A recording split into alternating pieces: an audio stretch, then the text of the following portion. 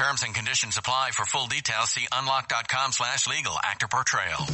Lisa, thanks for having me over. Your new kitchen is gorgeous. How did you find the money to do it? We worked with this great company, Unlock. They help you unlock the future value of your home to get the cash you need today. So it's a home equity loan? No, it's not a loan at all. There's no monthly payments and no interest charges ever. And you can use the money however you want. We were able to redo our kitchen and pay off our credit card debt. Wow, Jack and I could really use this to finally pay off our old student loan debt. How do I get started? It's easy. Just go to their website. Go to unlock.com/radio to unlock the value in your home and get up to $500,000 in cash with no monthly payments and no interest ever. Pay off debt, improve your home, add to your retirement fund. It's up to you. Go to unlock.com/radio right now to see if you qualify to unlock the value in your home. That's unlock.com/radio. Go to unlock.com/radio. Trying to figure out what to eat for dinner yet again? With Knorr sides and bouillon as your not-so-secret ingredient, you can skip the drive-thru and do dinner at home. Knorr Taste Combos provide a menu of delicious, affordable, and well-balanced meals that you can prepare in 30 minutes or less. Visit Knorr.com to get quick and easy recipe ideas for your home-cooked weeknight dinners. It's not fast food, but it's so good. I do it while making coffee. I do it in the car. I do it when the kids are asleep.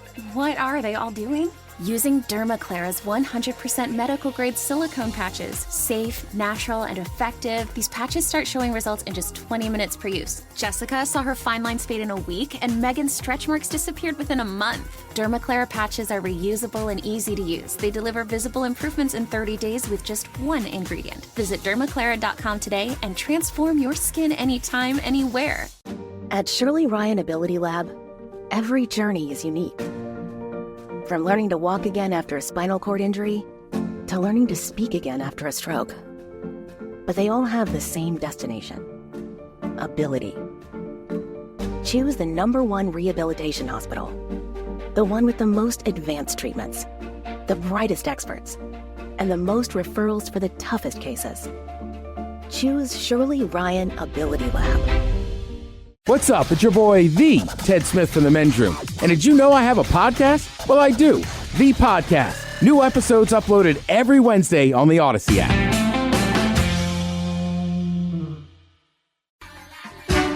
Unfortunately, what you're about to hear is real. The members of this radio program are simply not that bright, or what some people would call educated. They are merely stupid. They're not trying to offend anyone on purpose. And all have played doctors on TV. You have been warned and are cordially invited to join the party. This is the Men's Room. Forget it, man, and get with the countdown. Get with the countdown. Shake this square world and blast off for Kicksville.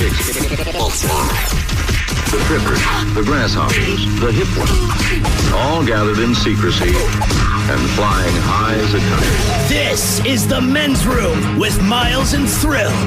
You know what they say, shake your radio more than 3 times, and you're playing with it. You're listening to the Men's Room.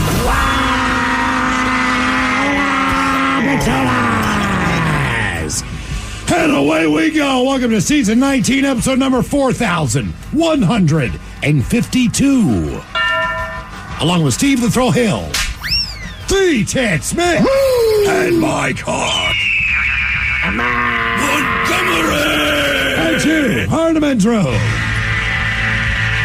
On tap today, Taryn Daly and Steve Miggs from the Daily Miggs Morning Show join us, and once again we will sit and spin electric boogaloo style with the 10 best breakdancing songs according to the U.S. Olympic breaking team.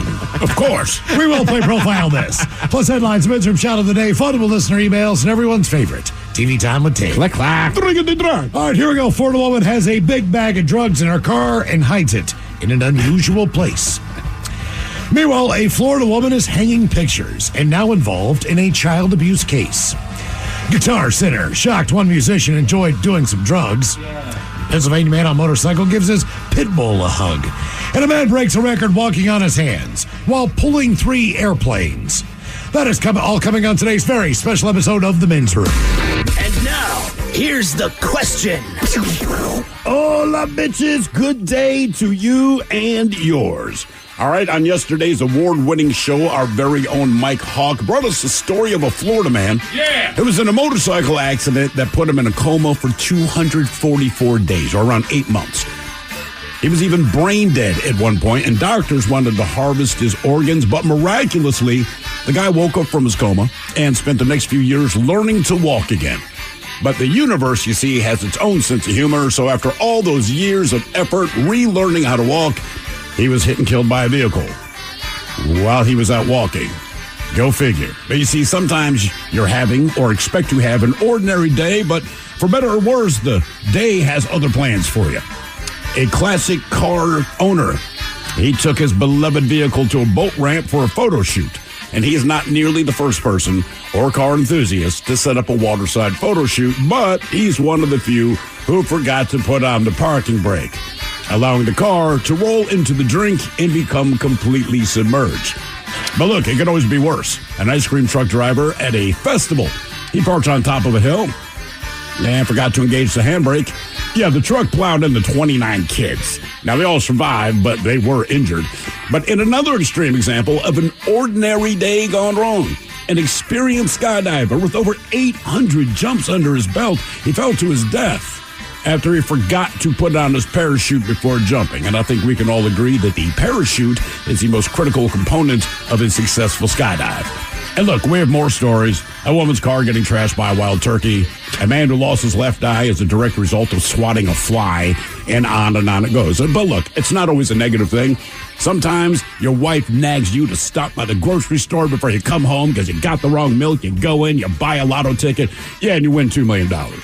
Ordinary day, but still, things change. But that's what today's question is. And actually, it's not a question. It's a men's room fill-in-the-blank style. And that would be, I thought it would be an ordinary day, then blank happened. To be a part of the big show, call 206-803-ROCK. Like the Men's Room on Facebook, follow us on Twitter and Instagram at Men's Room Live. Send those emails to the Men's Room at KISW.com. Terms and conditions apply. For full details, see unlock.com/legal. Actor portrayal. Lisa, thanks for having me over. Your new kitchen is gorgeous. How did you find the money to do it? We worked with this great company, Unlock. They help you unlock the future value of your home to get the cash you need today. So it's a home equity loan? No, it's not a loan at all. There's no monthly payments and no interest charges ever. And you can use the money however you want. We were able to redo our kitchen and pay off our credit card debt. Wow, Jack and I could really use this to finally pay off our old student loan debt. How do I get started? It's easy. Just go to their website. Go to unlock.com/radio to unlock the value in your home and get up to $500,000 in cash with no monthly payments and no interest ever. Pay off debt, improve your home, add to your retirement fund. It's up to you. Go to unlock.com/radio right now to see if you qualify to unlock the value in your home. That's unlock.com/radio. Go to unlock.com/radio. Trying to figure out what to eat for dinner yet again? With Knorr sides and bouillon as your not-so-secret ingredient, you can skip the drive-thru and do dinner at home. Knorr Taste Combos provide a menu of delicious, affordable, and well-balanced meals that you can prepare in 30 minutes or less. Visit Knorr.com to get quick and easy recipe ideas for your home-cooked weeknight dinners. It's not fast food, but it's so good. Here's why April chose to vaccinate her child. I think actually meeting someone who was not vaccinated and now has a lifelong struggle with a childhood disease really cemented for me that it's super important that we as parents continue to vaccinate our children. Talk to your pediatrician or visit yvaccines.com. Brought to you by Merck. Dentists, healthcare professionals are also bringers of change, introducers of change. Dental Soundbites, created for dentists by dentists. You have to introduce change to your patients. You have to introduce change to your teams. And there is a mistake that people make when they are the bringers of change. That mistake is Dental Soundbites. How do we navigate all of this as dentists trying to transfer this information and this idea of change to our patients? Listen now wherever you get your podcasts. The debauchery rolls on. You're listening to The Men's Room with Miles and Thrill. 99.9 KISW. Home and tell us away we go. Welcome to season 19, episode number 4152. What a large and in charge program we have for you today. Guaranteed future repeat. As once again, we will be joined by Taryn Daly and Steve Miggs from the Daily Miggs Morning Show. As the Olympics are going on, day 2 of the Dumb Olympics, by the way. Correct. Brand new sport, so to speak. This year, breakdancing. Yeah, not us, but the Olympics. Have they begun breaking? Have they begun the breaking competition? I would think that you would see some highlights. I haven't seen that yet. I don't think they've whipped it out. Have they? No. Either way, it's coming. But 2 members of the United States Olympic breaking team, they picked the 10 best breakdancing songs of all time. In case you want to do that. In their humble opinion, a lot of them go back to like 1972. Sure, man. Some kind of funky, good beat. Some are, 2 years old, 1 year. But either way, we have for you the 10 best breakdancing songs according to the U.S. Olympic breaking team. Maybe some of these we will hear in the Olympics. So that's coming up as we will sit and spin. What else do we have for you today? More locations on the Men's Room IPA from Black Raven Brewing. We will definitely do that. We'll have an update as well on day 2 of the Dumb Olympics. Between the Men's Room and the Daily Mix Morning Show. I believe today's feature event is the batting cages. I believe so. And based on what I know to be true, I kind of think that we might have got gold in that one. I don't know. Well, I don't know how they tally it up. It depends. If it's by team, maybe not. Individual competitors, certainly there is a gold medalist out there. I think it was individual because go-karts yesterday were definitely individual. All right. By the way, the videos are up at KISW. If you follow us on Facebook and Instagram, if you want to see how the Dumb Olympics I think all you need to know is Danny wasn't on our team. Yeah, that's a good thing. That is a good thing. He was not. He was not on our team. Yes. Also, what do we have? More fun for you. A chance for you to win your share of $100,000 cash. How do you do it? It's easy. Download the Odyssey app. It's free.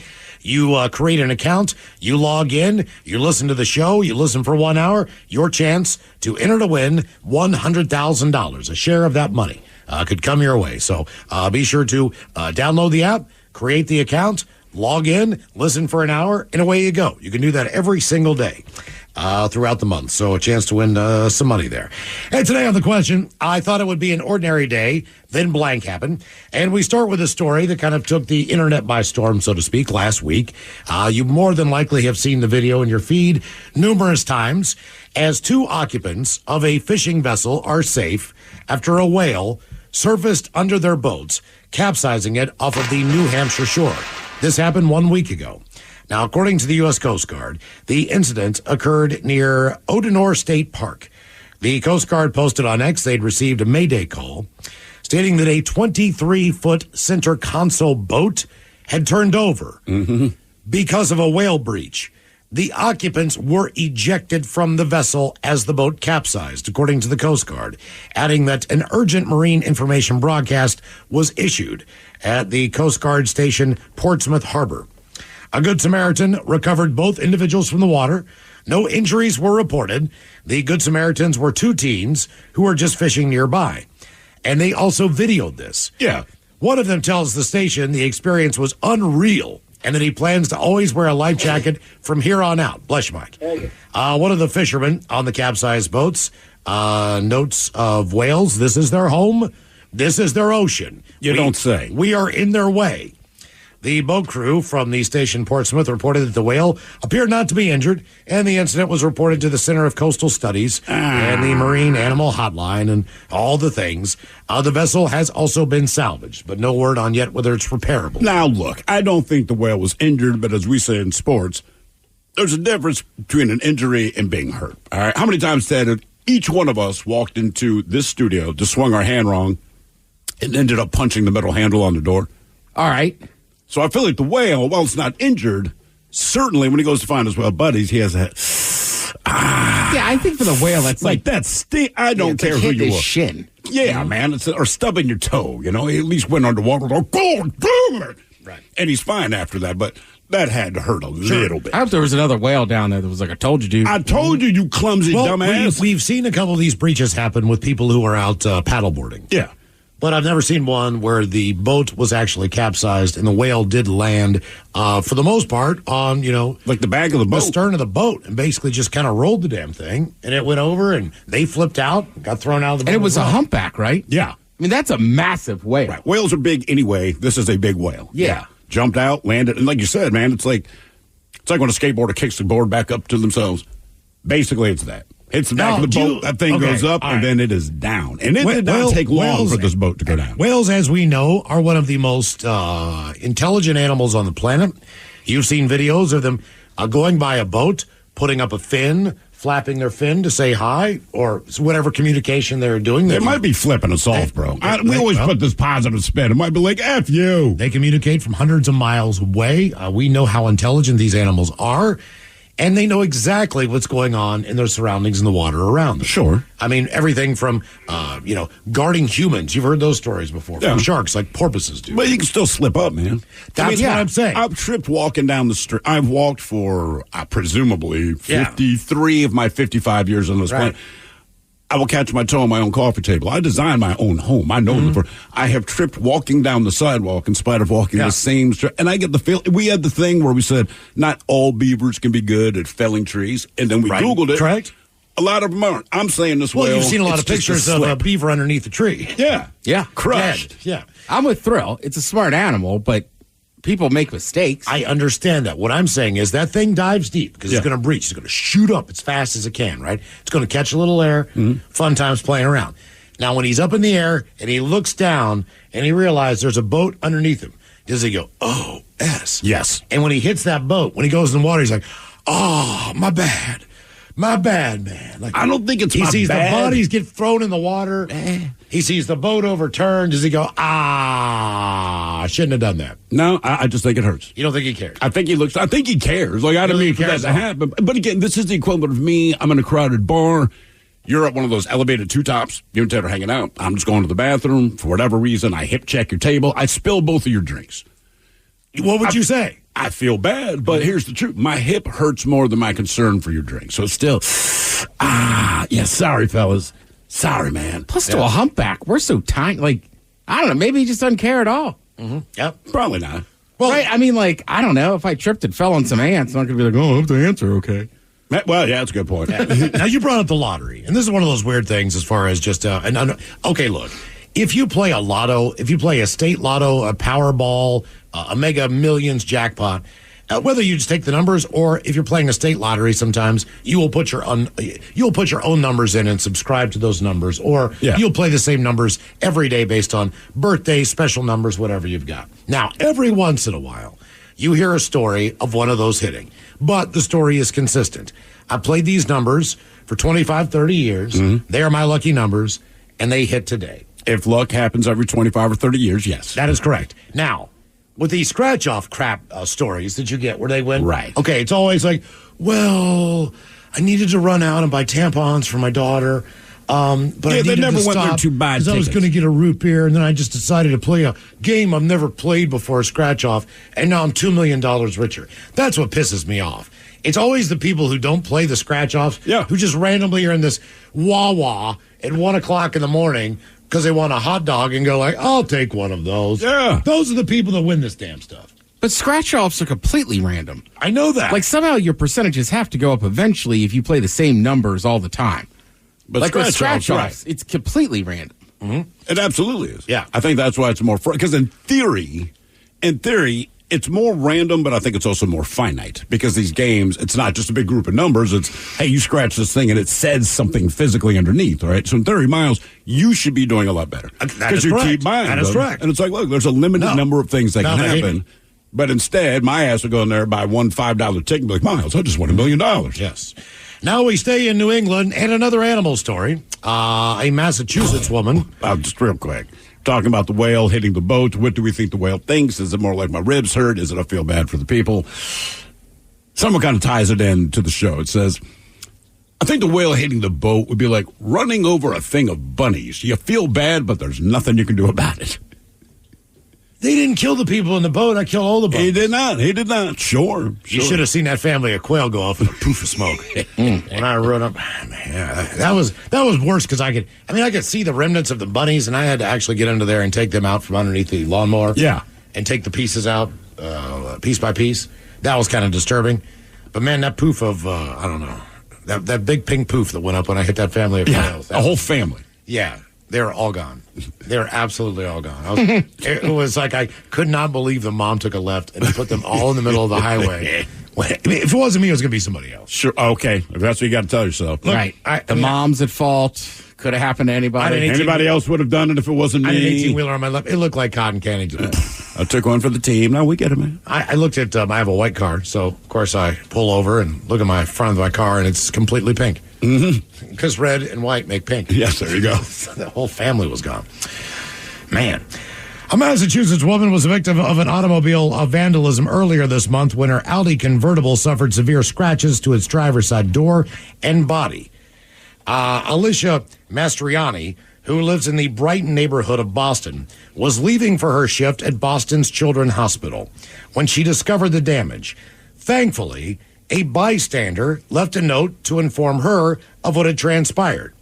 All sides of the car messed up, completely scratched. I saw the note. I was like, oh, God, someone hit my car. It says on the note, I just watched and recorded a massive turkey attack your car for over 15 minutes. Sorry you were the target of this turkey rage.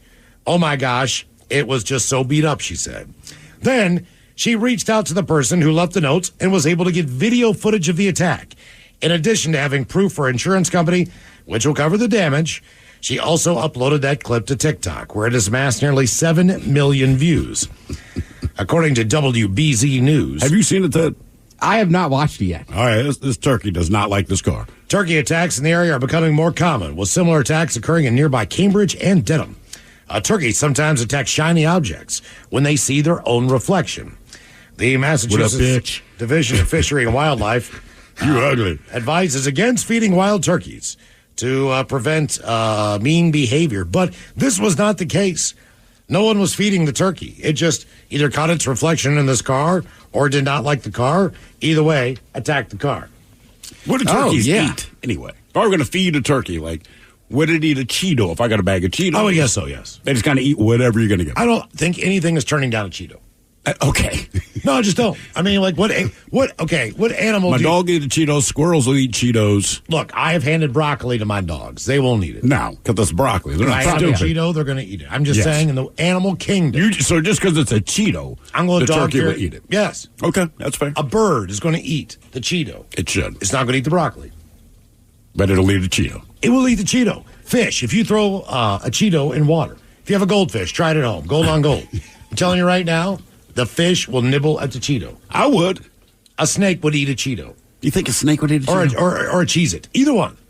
It's going Cheeto over Cheez-It, man. I don't know. Cheez-Its are... I'm a snake. I got the option. They smell roughly the same to me. I'm sizing them up. I'm going Cheeto every day. But snakes eat everything whole. So that's the only reason I think that might be the one animal that wouldn't care about a Cheeto.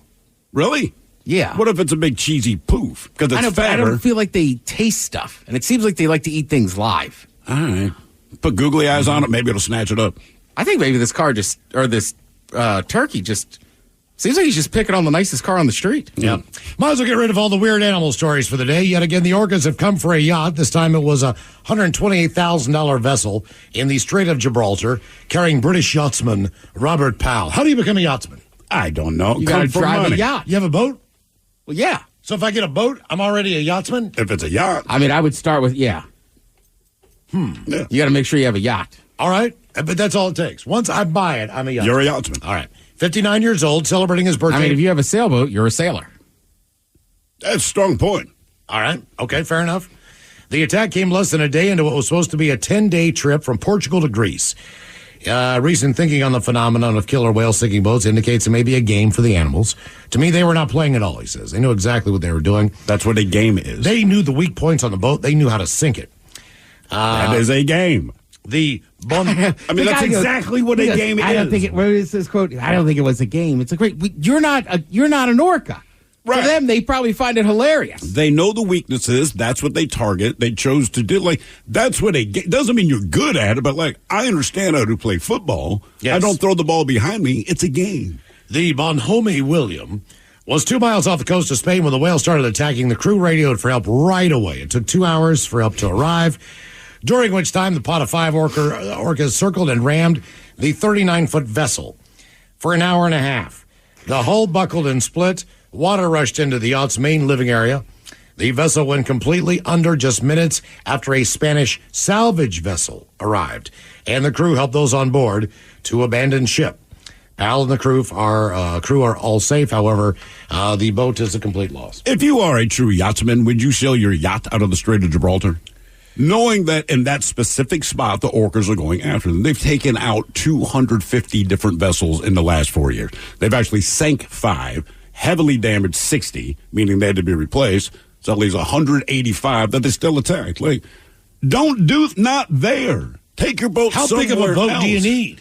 I don't know, man. I mean, 39-foot yacht is a large boat. I would also think there's just enough people sailing that to them the number maybe, I'm guessing, maybe doesn't seem that high.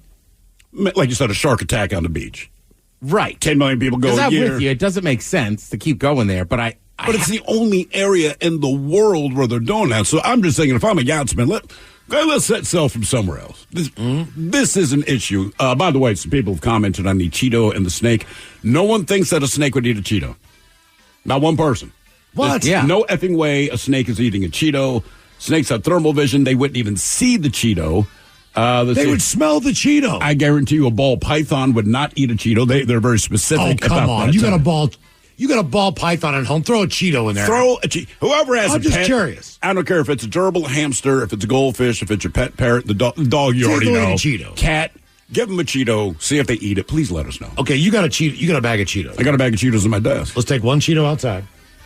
If we see, we'll just set it someplace. Okay. Well, no, we all agree. The other animals are going to eat it. I'm saying the snake is the only one I think that won't. I just want to send it out there and see what animal shows I'm telling you, first. by the next time we come out, it'll be gone. The Cheeto is gone. Well, based on the 2 people we just saw sitting at the table out there, they might eat it. I thought it would be an ordinary day than blank happened. 206-803-ROCK. This episode is brought to you by Progressive Insurance. Whether you love true crime or comedy, celebrity interviews or news, you call the shots on what's in your podcast queue. And guess what? Now you can call them on your auto insurance too with the Name Your Price tool from Progressive. It works just the way it sounds. You tell Progressive how much you want to pay for car insurance, and they'll show you coverage options that fit your budget. Get your quote today at Progressive.com to join the over 28 million drivers who trust Progressive. Progressive Casualty Insurance Company and Affiliates. Price and coverage match limited by state law. Christy Pierce-Rampone here, former member of the U.S. Women's National Soccer Team and 3-time gold medalist, 2-time World Cup champion, and part of the 99 team that won the Women's World Cup, igniting passion for soccer everywhere. And like Amazon Prime, I'm a lot of things beyond what I'm best known for. I'm a girl mom to 2 teenagers, a dog mom too, an entrepreneur, a TV commentator, and I use my Prime membership pretty much every day for so many things. I am known for being quick and crafty on the soccer field, and I am definitely crafty at home, especially digging in with the girls' school projects. And I rely on Amazon Prime to have what we need and get it to us with the speed I am used to. With every change of season, I love to decorate our home. And where do I get ideas and the goods? Prime, of course. Not to mention with all the great streaming options, it's a total gold medal experience. From streaming to shopping, it's on Prime. Visit Amazon.com/Prime to get more out of whatever you're into. That's Amazon.com/Prime. Looking for a job is lonely. Endless searching, phone calls that go nowhere, applications that vanish into thin air. What if you could link with dozens of local companies who are hiring right now with just one connection? That's Express Employment Professionals. Find us at expresspros.com. One connection, endless opportunities, and no fees ever for job seekers. Express Employment Professionals. expresspros.com. Coastal Farm and Ranch. We're just what the country needs. Bring in Field Fresh savings July 31st through August 6th. Come in for 30% off all canning goods, $3 off Country Companion Fortified 12 feet, and buy 2 get 1 free in all Wrangler bottoms. Coastal Farm and Ranch. We're just what the country needs. Your summer's bounty starts at Coastal. 99.9 KISW. The shenanigans continue. This is the Men's Room with Miles and Thrill. Our question, I thought it would be an ordinary day, then blank happened. 206-803-ROCK. We were talking about trying to feed a snake a Cheeto and whether or not they'd be interested. Somebody here says, look, I tried it years ago. I had 2 ball pythons. And they would not eat the Cheeto. Someone else says, my parents, they had a blue-fronted Amazon parent, will eat any style of Cheeto, and he has.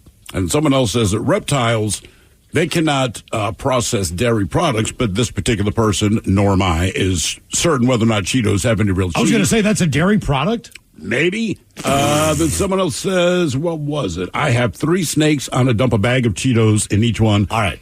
Just drop 1 or 2. You don't have to drop the whole bag in. I mean, you don't get them sick. Just see if this person's convinced that the snakes aren't going to make a move. All right. Well, we strategically put 5 Cheetos out in front of our building here on 5th Avenue. So we're going to continue to monitor these Cheetos and determine if they are still there when we go back outside. Did you put something to hold them down? We did. I put them in strategic places so the wind would not blow them away. All right. And I got a lot of looks from people outside, or I can see the look on their faces as they're walking up the street, which is this man pulling Cheetos out of this bag and strategically placing them? Yes, that is what I was doing. Mm-hmm. So our question, not as weird as the guy who was filling in the cracks with toothpaste. Again, nobody's arguing. Every other animal will eat them. I'm sure. Yeah. It's curious to see, man. Look, man, there's maybe a handful of animals out there don't like a Cheeto, just like anything else. It's like you met the dude who doesn't like pizza. You can't believe it. It doesn't even make sense. I'm going to say only reptiles would not eat a Cheeto based on what the texters are saying. Like, they can't process cheese. They don't want to eat it. Like your dog doesn't want to eat a grape. They can't. Right? I just don't. Right? And they swallow. I'm probably wrong, but I feel like they swallow everything whole, and then usually it's alive. Yeah, at the time. I mean, but still, we'll see. I can't think of an animal that would not eat a Cheeto. We'll keep you updated. I thought it would be an ordinary day, then blank happened. 206-803-ROCK. Hello, John. Welcome to the men's room. Hola. Hola. So, this is, I used to work for TSA in Chicago, years and years ago. And, it was a normal day, but then a series of things started happening where people were coming back late from breaks. And then it ended up being a kind of a snowball effect until people not being able to leave on time. We actually didn't leave till like 15 minutes late. And I would normally take the L train, which I get their subway, home.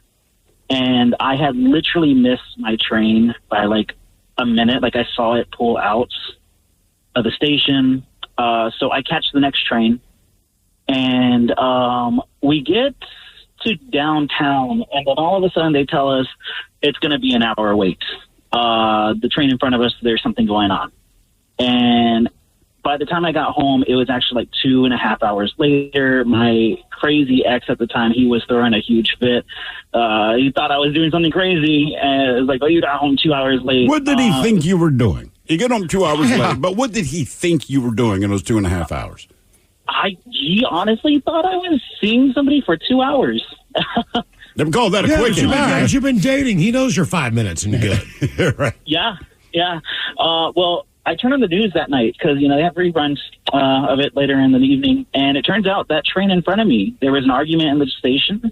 A guy ran into the car and started shooting up the train. And oh, damn. They showed bullet holes on the news in the spot where I normally sit, which is like this. If you ever ridden the Chicago L, there's like a little box area that's kind of off to the side that's a little tucked away, hidden away. I'd sit there because no one would bother me. And they showed the spot where I sit every single day with bullet holes all over the place. And I was like, oh, this is, I will never complain about being late or inconvenience ever again. Did you ever sit in that same spot again? I did, because that is a very comfortable spot. If you're not getting shot, sure. Yes. But, I will always, hell being late and inconveniences as something that's keeping me from something crazier. Did you get an apology from your board? Did you call him to watch the news and say, like, yeah, this is why I was late? Yeah. And I didn't get an apology. The guy was crazy. Yeah. I always forget, man. Like, I just rode that thing not too long ago, a couple of months. I forget how far the airport is away. Oh, yeah. And then I got on the train. I love the train. Just people watch and, look outside and see what's going on. And it's convenient as hell. And it drops you off right downtown. And I'm always like, this is longer than I remember. It's very long. Yeah. How long did you work at the TSA? About 6.5 years. I think I called the other day. We were talking about... the x-ray machine? Quit. Oh, yeah, the guy that quit. Yeah, I remember that. I get it. Yeah. What's the most common issue that you discovered as a TSA agent, as far as passengers go? Well, oh, geez. You know how we do pat downs? Mm-hmm. A constant thing I've noticed is people alarming because of a specific body part that is excited. Oh, the number of people that had an erection when you're patting them down? Oh, all right. Yes. That is... is very uncomfortable. Yeah. Did they seem uncomfortable, or did it seem like, yeah, there's a reason I have this erection? I've had people seem very, very confident, like I feel like they did it on purpose to like just stick it to the man. Oh, maybe your boyfriend was right. Yeah. You know, no pun intended. Oh, unpopular opinion. Garrett popcorn is not that great in the airport either. I know people are going to lose their mind. Am I right on that? It's just okay. No, yeah, you're 100% correct. It's overrated. I know it's a thing. If you're from there, and it's nostalgia and all those things, but it's just whatever. I mean, I think they're most famous because they like the Chicago mix, which is basically they just put all the three main flavors together. Okay. Congratulations, Chicago. I thought it'd be an ordinary day than blank happened. 206-803-ROCK. You invented Neapolitan ice cream. You didn't do anything. It's okay. I mean, Miles, you should obviously go to Cape Cod, get some Smith Family popcorn. There you go. Cobb's popcorn down in the market. All the different flavors. Hello, Nick. Welcome to the men's room. Hola. So when did your ordinary day... Go ahead. May 28th of this year, ordinary Thursday. Had to go home after work and then go to a buddy's nephew's memorial service at the high school. Passed away too early. Wow. I crashed and didn't make it. So everything's normal, fine. Go to that, good. Go to leave. I pull out of the parking lot, and there was nothing around me that I could see, and it's pitch black. And there's a light pole cement post there that I hit. Bad enough that I dent my bumper, and my tire is now rubbing. Thank God I live like a mile away from high school. Go home. So that was the start of it, and that gets worse after that. Go home, get the crowbar, try and get the bumper off my tire so it's not rubbing anymore because I have to go back to work Friday and then turn it in my insurance because it's now 9:30, 10 o'clock at night. Go inside, and you guys are going to laugh because my buddies laugh. And I go inside, and I'm like super thirsty, and I grab a glass of milk, and the milk's like 58 degrees. Now my fridge is shot. No milk, no even cold beer, nothing. So I'm like, oh, this is great. What's next? Sit down in my chair in my living room, go to smoke a bowl, look to my right, and my wall is like blistered up. And I'm like, why is my wall blistering? Like, it's weird looking. I kind of start messing with it. There's tunnels in my wall. Tunnels? Peel a little piece. Yeah, tunnels. Peel a little piece back, and there's a little white guy on there calling around.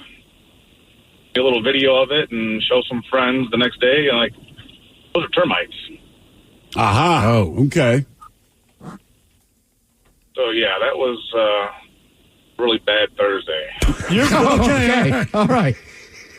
First of all, milk Nick, was warm. You've got to know. Termites. Don't ever ask the universe what's next when you're having a bad day, because the universe will often say, you know what, glad you asked. Also, you brushed away the funeral. It started with that. So that's never a pleasant experience either, especially under the circumstances. Correct, yeah. I mean, that was a horrible... He got into an accident, and, yeah, he was young and full of energy, full of life. Very, very sad, because his dad had passed away almost 10 years in a car crash. In like a week. That's a hell of a day. That was a hell of a day. Have you done anything about the termites yet? Have you called someone to deal? Oh, yeah, I got a hold of Orca, and they came out, finally looked at it, put some stuff on the wall, and I peeled a little... Or I kind of pressure tested it and put my hand almost through the wall. They're also in another room that's kind of adjacent to my front door, which is, I think, where they kind of came in the house at. But they've been in. They've got the stuff in the ground. Now I'm just kind of waiting. They should be dead by now, but it's live in Illinois, and it's summertime here, very, very warm. And I'm not trying to do some construction in the middle of the summer. So think about October, saving up some money, because I'm fairly certain that wall is going to be pretty much gone. And then I got to go do 2 walls in my other room at another point shortly after that. So I'm guessing you're a homeowner and not a renter. Correct. Yep. That's how is insurance being decent with you on that deal? Nope. They don't cover any of it because I don't have termite insurance. So. Come on. All right. Is that even something that they specifically offer? Like, I vaguely remember going through all the different things you can get for your home, and I told them flat out, cover everything. And they're like, well, sir, you don't need to worry about this, that, and the other. This is true. We were buying our house 10 years ago. It's like, basically, you guys are sea suckers, not you specifically, but you're kind of fraud, right? But I'm going to go ahead and get my house covered on everything. That way, if it's Jurassic Park and a T-Rex steps on it, like, my ass is covered. You don't have an out. Pay for this ass. And I figured that out after, was it Hurricane Katrina, right? New Orleans gets absolutely devastated. So people either had flood insurance or they had hurricane insurance. So the people that had hurricane insurance, all of the major insurance companies are like, well, yeah, but your house flooded. And they're like, right, it flooded because of goddamn hurricane. They're like, right, but you don't have hurricane insurance. So the other half of the people that had hurricane insurance said, great news. And they're like, yeah, but this isn't flood insurance. Like, you've got to be kidding me. So no matter what you've got, they try to weasel out. I don't even know. And like I said, I go through all their itemized crap because I know it's a scam, but I figure out I'm just going to cover everything. Which, you don't need to do that. I'm like, yes, I do, because you guys are liars. Yeah. I don't recall anything specifically separate. That was termite insurance. Right. It could be things from the outdoors, but it was all encompassed in, like, living creatures. I thought it'd be an ordinary day, then blank happened. 206-803-ROCK. You don't hear a ton of great insurance stories. You don't. I'll tell you what, though. I've never had a problem with Geico. Anytime something's gone, for some reason, car insurance. But is this car or is this your home? Car. Okay, car, sure. They're a little faster. They've always been quick. They've always taken care of it. It's never good to be in an accident, but at the same point in time, I feel like, for the most part, that's the least fight you need to put up in the insurance game. Probably. Did you get hit or you hit somebody? I got hit. All right. Yeah, well, they're definitely more on your side. They had Geico. But even then, like I said, a tree fell on my house, and they're like, yeah, we don't. And I mean, you had to go through the ringer until I leveled the threat. Like, how do I get my money back? Are you conscious or are you not conscious? But this is happening.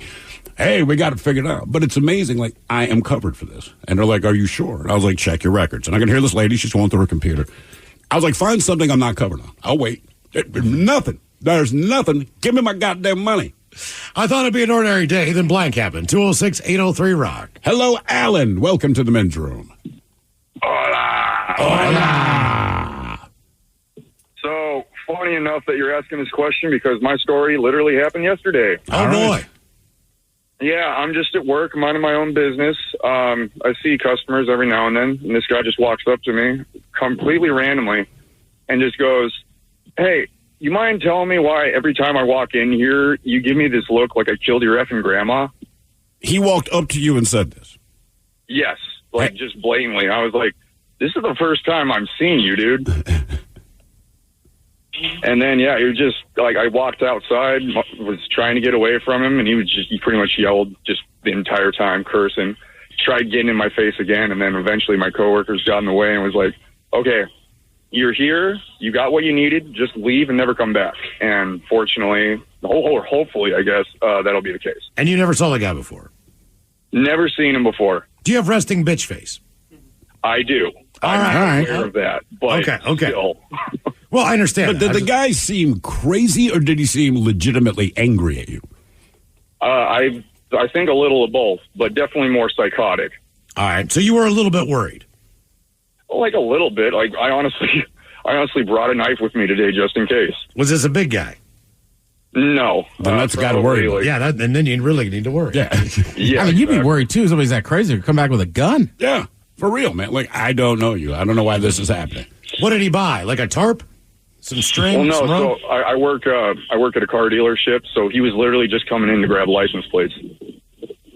I got to. How many repeat customers do you have at a car dealership? I mean, if I'm a repeat customer of yours, we see each other once every 4 years at best. Maybe. What is he doing that he thinks he's walking into a car dealership every day and you're giving me the mean mugs? You got me, man. I was telling my boss about it. I was like, I think he might need his dad or something. Yeah, okay. Something. It's a car dealership. No one's giving you a dirty look every day unless it's a I was going to say, that sounds more like that guy was already pissed off about something and just saw his resting bitch face. Yeah. Said it's his fault. Speaking of cars, a man trying to take some stunning photos of his 1939 Packard instead sent it to a watery grave. Seeing a beautiful classic, they say, like this, take a bath in a lake is awful. But the owner felt at least 10 times worse. Early in the morning, April 9th, when a man from Canyon Lake, California, he parked his beloved classic car on a boat ramp by the lake so he could take some stunning photos. If you're a true car enthusiast, you've done something similar, probably with your own ride before. Actually, just last week, a dude that I know from the watering hole, he part of a BMW club, and he showed me this photo shoot they did, and it's just funny seeing the story. They were at Golden Gardens, kind of waiting for sunset, man, and it was a really cool photo shoot. Seems the man forgot to set the parking brake and did not leave the Packard in gear. That sad mistake led to the Packard from 1939 rolling into the water and completely submerging. Now, Steve, you said this was the equivalent of like the ZZ Top ride, right? It's even older than what ZZ Top features in a lot of their videos, but it kind of has that look. Oh, yeah. I'm looking at it right now. You kind of recognize it. The owner was not around when emergency crews were called and arrived on the scene. But thanks to bubbles coming up from the classic car, they thought there might be someone trapped inside. However, the owner returned in time to set the record straight, canceling any immediate rescue attempts. Instead, the Packard sat in the water for a few hours until it was pulled out by a tow company and then hauled away. They said they've seen a number of cars submerged in water, and even newer vehicles will rust up like nothing else in a couple of days. So this is why you always have to be cautious of flooded cars after a big natural disaster, they say, like a hurricane. And I assume they're talking salt water specifically, right? Yeah. So in other words, they think the Packard is probably likely a total loss. But the owner But he was even that, he was on a lake, right? It says California. It says Canyon Lake. I'm assuming that's not salt water. Yeah, I wouldn't think so. But then again, you got to think what that car is made out of versus what's made today. Yes. Right. I'm saying I think water in general is just going to rust out cars. Yeah.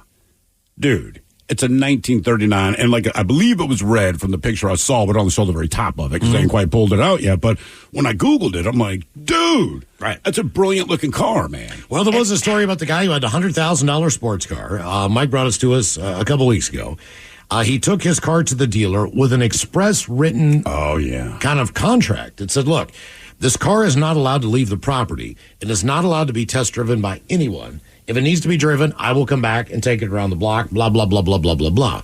Well, two employees decided to take a little joyride in the car, ended up totaling the car, which was a limited edition and was over $100,000. Yeah, that was the thing. There's only, 15 made or something like that. So this guy was real specific about his car. But yeah, put that caveat, look, I know everyone wants to drive it, but I'm an odometer checker, all that stuff. Don't do it. Just call me. And then they didn't. Well, the car only had 800 miles on it. He's going to know. So when he brought the car, it was basically brand new. They were bringing it in for one extra service thing. It was there for no more than 12 hours before the car was completely totaled. How could they think they'd get away with it, A? I'm assuming they're just young dudes. Young dudes. 22. I can't imagine a guy who's 45 would do it. You'd want to, but I'm like, do not touch this guy's car. I was just thinking about the two parking garage guys from Ferris Bueller's Day Off. Just flying through the air, convertible open, jumping over a hill. Oh, yeah. I thought it would be an ordinary day than blank happened 206-803-ROCK. Terms and conditions apply. For full details, see unlock.com/legal. Actor portrayal. Lisa, thanks for having me over. Your new kitchen is gorgeous. How did you find the money to do it? We worked with this great company, Unlock. They help you unlock the future value of your home to get the cash you need today. So it's a home equity loan? No, it's not a loan at all. There's no monthly payments and no interest charges ever. And you can use the money however you want. We were able to redo our kitchen and pay off our credit card debt. Wow, Jack and I could really use this to finally pay off our old student loan debt. How do I get started? It's easy. Just go to their website. Go to unlock.com/radio to unlock the value in your home and get up to $500,000 in cash with no monthly payments and no interest ever. Pay off debt, improve your home, add to your retirement fund. It's up to you. Go to unlock.com/radio right now to see if you qualify to unlock the value in your home. That's unlock.com/radio. Go to unlock.com/radio. I do it while making coffee. I do it in the car. I do it when the kids are asleep. What are they all doing? Using Dermaclara's 100% medical-grade silicone patches. Safe, natural, and effective, these patches start showing results in just 20 minutes per use. Jessica saw her fine lines fade in a week, and Megan's stretch marks disappeared within a month. Dermaclara patches are reusable and easy to use. They deliver visible improvements in 30 days with just one ingredient. Visit dermaclara.com today and transform your skin anytime, anywhere. For those in the market for flavor, there's Modelo Spiked Aguas Frescas, a flavorful drink that's a modern twist on a Mexican street classic, with 4 vibrant and refreshing flavors: pineapple, watermelon, hibiscus, and cucumber lime, made with a splash of real fruit juice. Modelo Spiked Aguas Frescas are perfect for any fiesta, small or big. Modelo Spiked Aguas Frescas, boldly authentic, vibrantly flavorful. Drink responsibly. Modelo Spiked Aguas Frescas flavored beers imported by Crown Imports, Chicago, Illinois. Hibiscus contains juice only for color. Start your Las Vegas adventure with the world's ultimate zipline, Slotzilla, at the Fremont Street Experience. Launch from the largest slot machine in the world, traveling up to 35 miles per hour under the largest digital screen on the planet, while basking in the Vegas casino glow. Then grab a bite and a drink from a selection of over 100 bars and restaurants, and explore our multiple stages with free live music nightly. See some of the most fun, funny, and outlandish sights and characters of this legendary destination. Tickets and info at vegasexperience.com. Terms and conditions apply. For full details, see unlock.com/legal. Actor portrayal. Lisa, thanks for having me over. Your new kitchen is gorgeous. How did you find the money to do it? We worked with this great company, Unlock. They help you unlock the future value of your home to get the cash you need today. So it's a home equity loan? No, it's not a loan at all. There's no monthly payments and no interest charges ever. And you can use the money however you want. We were able to redo our kitchen and pay off our credit card debt. Wow, Jack and I could really use this to finally pay off our old student loan debt. How do I get started? It's easy. Just go to their website. Go to unlock.com/radio to unlock the value in your home and get up to $500,000 in cash with no monthly payments and no interest ever. Pay off debt, improve your home, add to your retirement fund. It's up to you. Go to unlock.com/radio right now to see if you qualify to unlock the value in your home. That's unlock.com/radio. Go to unlock.com/radio. Trying to figure out what to eat for dinner yet again? With Knorr sides and bouillon as your not-so-secret ingredient, you can skip the drive-thru and do dinner at home. Knorr Taste Combos provide a menu of delicious, affordable, and well-balanced meals that you can prepare in 30 minutes or less. Visit Knorr.com to get quick and easy recipe ideas for your home-cooked weeknight dinners. It's not fast food, but it's so good. For those in the market for flavor, there's Modelo Spiked Aguas Frescas, a flavorful drink that's a modern twist on a Mexican street classic, with 4 vibrant and refreshing flavors: pineapple, watermelon, hibiscus, and cucumber lime, made with a splash of real fruit juice. Modelo Spiked Aguas Frescas are perfect for any fiesta, small or big. Modelo Spiked Aguas Frescas, boldly authentic, vibrantly flavorful. Drink responsibly. Modelo Spiked Aguas Frescas flavored beers imported by Crown Imports, Chicago, Illinois. Hibiscus contains juice only for color. At Shirley Ryan Ability Lab, every journey is unique, but they all have the same destination: ability. Choose the #1 rehabilitation hospital. Choose Shirley Ryan Ability Lab. What's up? It's your boy, the Ted Smith from the Men's Room. And did you know I have a podcast? Well, I do. The Podcast. New episodes uploaded every Wednesday on the Odyssey app. 99.9 KISW. We return to the Men's Room with Miles and Thrill. There you go. Just download the Odyssey app. It's absolutely free. Listen to KISW for 1 hour for your chance to win your share of $100,000. Create an account, log in, make sure you do that so they know you're there. Then listen for an hour. Maybe you'll win some cash. That'd be nice. It would be nice. You can buy us drinks. Take us out to dinner. Whatever you want to do with that money. It doesn't be a nice dinner, just a dinner. That's right. And if you do have the Odyssey app, just, sign in, listen to the radio show for an hour each day, or Ryan, or the Daily Mix Show, or Kevin at night, and you'll be good to go. All right, question. I thought it would be an ordinary day, then blank happened. I think that as far as one of the more unusual experiences that I've had in my life as far as a full day is concerned. All right. A couple buddies were out drinking on a Saturday night. We determined that it'd been a while since we played some golf. At that point in time, we were probably 22, 21 years old, somewhere in there. And my buddy happened to work at a golf course. So guess what? we get a hookup. Yeah. This is going to be great. We hadn't seen him out in a while. All right, let's go and play. He had the day off on a Sunday, which is unusual. So we're like, all right, man, let's get up and go. We get to the golf course about 7:30, 8 o'clock in the morning, and start drinking. Now, the goal was to play 18 holes of golf and then find ourselves in the position to go someplace, eat lunch, and watch NFL football, which kicked off. It was the beginning of the season in the fall. Kicks off, at 1 o'clock on the East Coast. So that was the plan. That was the plan of attack. Get to the golf course, and not a bad round. Fun day of golf. There was 3 of us out there. Me, my buddy Brian, and Rob. We are on the 9th hole at this golf course, which is down over a hill. And all of a sudden, the skies turn black, and a thunder shower is rolling in. Not the most common thing that time of the year, but it was still hot and humid. Yeah. And we still got those occasional thunder showers, typically not that early in the day. So this is a pretty big system and a pretty big front. All right, so we both have golf carts. We decide that we're going to park the golf carts underneath a tree on the side of the fairway. Now, from the clubhouse, which is on top of the hill, you can see hole number 9. You can look all the way down. You see the tee box, the greens up on top where they sit outside and watch the golfers come in. So you can see the entire hole if you're sitting up there and doing whatever. This storm was severe enough that people started to take off and try to get to the clubhouse as fast as they could. Yeah. We just figured it would blow over. We just need to play this hole. Yeah. We just need for this to blow over a little bit, then we'll be good. We all get out of the carts, and we stand underneath the tree. No more than 5 minutes. My experience is that I sat up off the ground. All right? All right. That's what I remember. I am absolutely soaking wet. Are you so close to the tree, or had you been thrown away? I was pretty well where I was standing, but back about 3 or 4 feet. Okay. All right? I sit up first. I look over. Rob is on his side. It looks like he's asleep in like the fetal position. Kind of. All right? I look at Brian, and Brian is face down. So when I get up, the first thing I do is go over to Brian, because Brian looks like he is the worst of it. He looks like he's not doing dead. well. Yeah, he's got his arms all sprayled out, his legs. Like if Spider-Man or Superman couldn't fly, but gave it a try. Exactly. So I shake him up. He's like, what? I'm sleeping. And I'm like, dude, get up now, man, get up.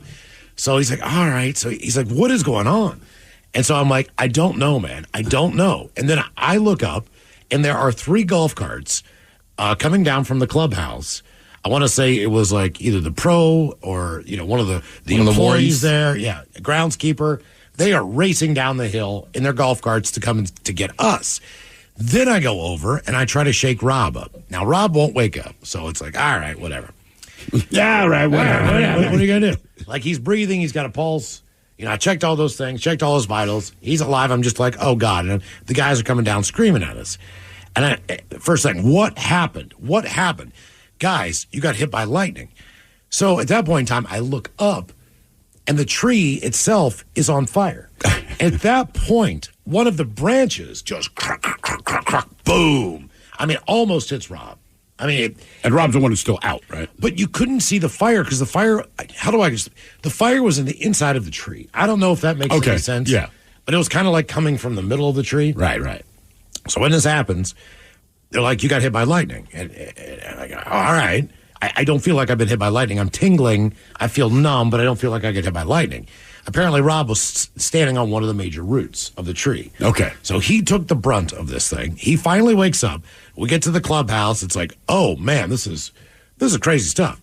So we determined at that point in time that Rob is not doing so well. So we said, hey. What are the signs that Rob is not doing well? He's kind of shaky, and he's just not there, and he's dizzy, and he's not in his right mind. He's just like he's visibly shaken up, right? Okay. So he calls his parents, and we tell his parents, look, we will meet you at the hospital. We will take off right now. Rob needs to go to the hospital. He had the phone call with his mom. Like, I just got hit by lightning. Like, what? Blah, blah, blah, blah. So we go to the hospital, and we get there, and we're not family. So we're in the emergency room and all that. His parents show up. But for the most part, all we can do is sit there.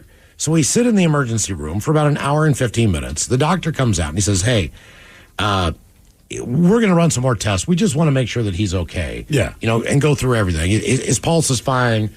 his heart rate is slowly coming back down or going back up or whatever the hell the deal was, but we just want to keep him for some observation. So Brian and I are like, well, his parents are here. We're still alive. He's still alive. Plan on. Did they check you guys out too? No. Oh, no.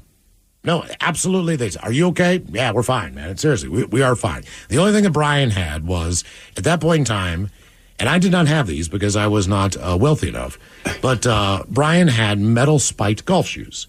Yeah. The heel of his one shoe was completely burned and fried. So that was like it like somebody took a blowtorch to the bottom of it, like melted the little metal spikes that were on the bottom of his heel. So not a big deal because you don't wear those into the hospital. Like they're in the back of the car. So we're like, all right, well, we're going to go to the bar. And one of the bars was open. Like, now we're starving for whatever reason. Like, it was called Big Mario's. Well, I think lightning probably takes a lot out of you when it strikes you. And it was Mario's. Damn, I'm hungry. Mario's basement. Like Big Mario's here, we had a Big Mario's in Morgantown. I think they still have Mario's Pizza there. Either way, we go to the bar. It's downstairs. It's in a old, dark bar below a building kind of thing. It's like you come in through the backside, you go into the back door, Mario's back door, and it's just this little dive bar that has pizza, giant screen TVs for football, cheap slices, the whole deal. We sit down, we order some pizza, get a pitcher of beer. Football's about ready to come on 12:30. Now, at this point in time, there are two girls sitting to the left about two bar stools down. And Brian starts chatting up this one girl beside him. All right. So they start kind of hitting it off or whatever. So in my mind, I thought, right? Either way, Brian leaves to go to the bathroom or do something else. And the girl leans over and she starts talking to me. So I start talking to her as well. They're just friendly. You know, like, sure, this girl's pretty hot, though. Whatever. Blah, blah, blah, blah, blah. 2 to 3 hours pass. Now the shooters are coming around. Our conversations get a little bit closer. We ended up going, of course, my line is, guess what? And Brian already dropped it. We just got hit by lightning. You know, and she's like, "I'll BS." And Brian ran out. I mean, at that point, that's not a line. I mean, right. I don't know how you could not just be like, "You won't believe what just happened." Well, first of all, my back is covered in dirt. I did not have a change of a shirt. You know, like we figured, let's just go drinking. Who cares? Yeah, we'll dry You're off. 22. Not a big deal. Go to the bar, start talking to her. The evening gets later. Then we end up going to dinner together, and then I end up at her place, and I end up staying there the night and going home the next morning. Yeah, a little lightning sex. Monday morning. You know, like Monday morning thing. Like, oh, man, I got to go to class. I need to go to practice. Like, I got a lot of stuff going on. But I hooked up with this chick.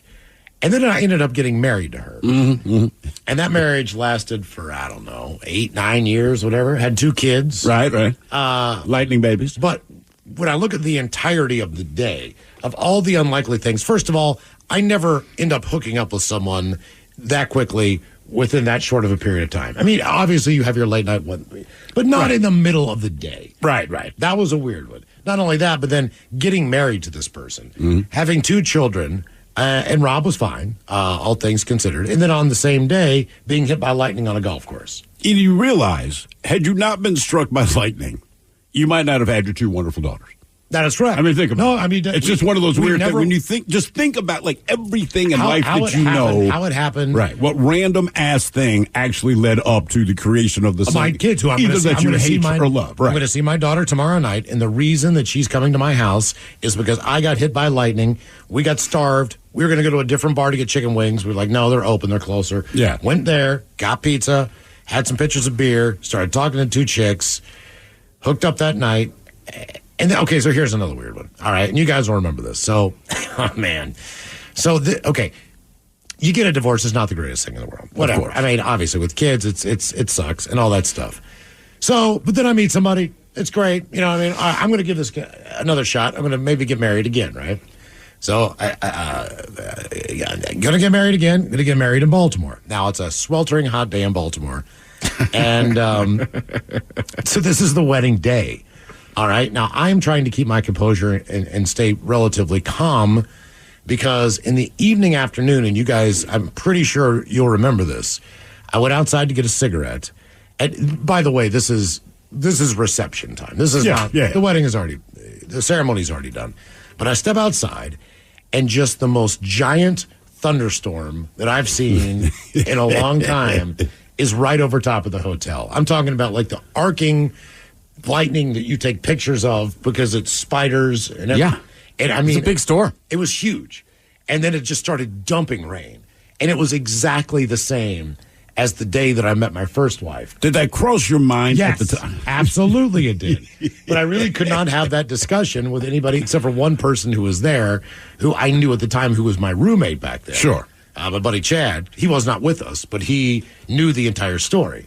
And so I told him, he's like, yeah, that is weird. And I'm like, no, it's not good. This is not weird. But that was, I think all things culminating, that was probably what should have been an ordinary day, which just, when I look back at it, like, that was really effed up. Yeah, it should be. That should, as long as you live, that should be the least expected, most effed up day you've had. You can have an effed up day when you kind of know what you're walking into, but if you had thought you were going to be struck by lightning, you would not have gone to go play Well, you got to golf. remember, even when I got back Monday morning and I saw my roommate Chad, he's like, where have you been? And I was like, you're not going to believe this. And he didn't believe me. It's like someone who sees a UFO or someone who says they've seen Bigfoot. You know, like when I went to practice on Monday, you know, I told everybody I know, dude, I got struck by lightning yesterday. And they're like, you did not get struck by lightning yesterday. You probably wouldn't be here. I'm like, I'm telling you, man. I woke up. I was on the rough of a golf course. I'm like, lightning hit the tree. I got hit by lightning yesterday, man. And no one would believe me. You know, I was like, all right, man. When we see Brian, he's going to tell you. And they're like, yeah, whatever. And of course, we never ran into Brian.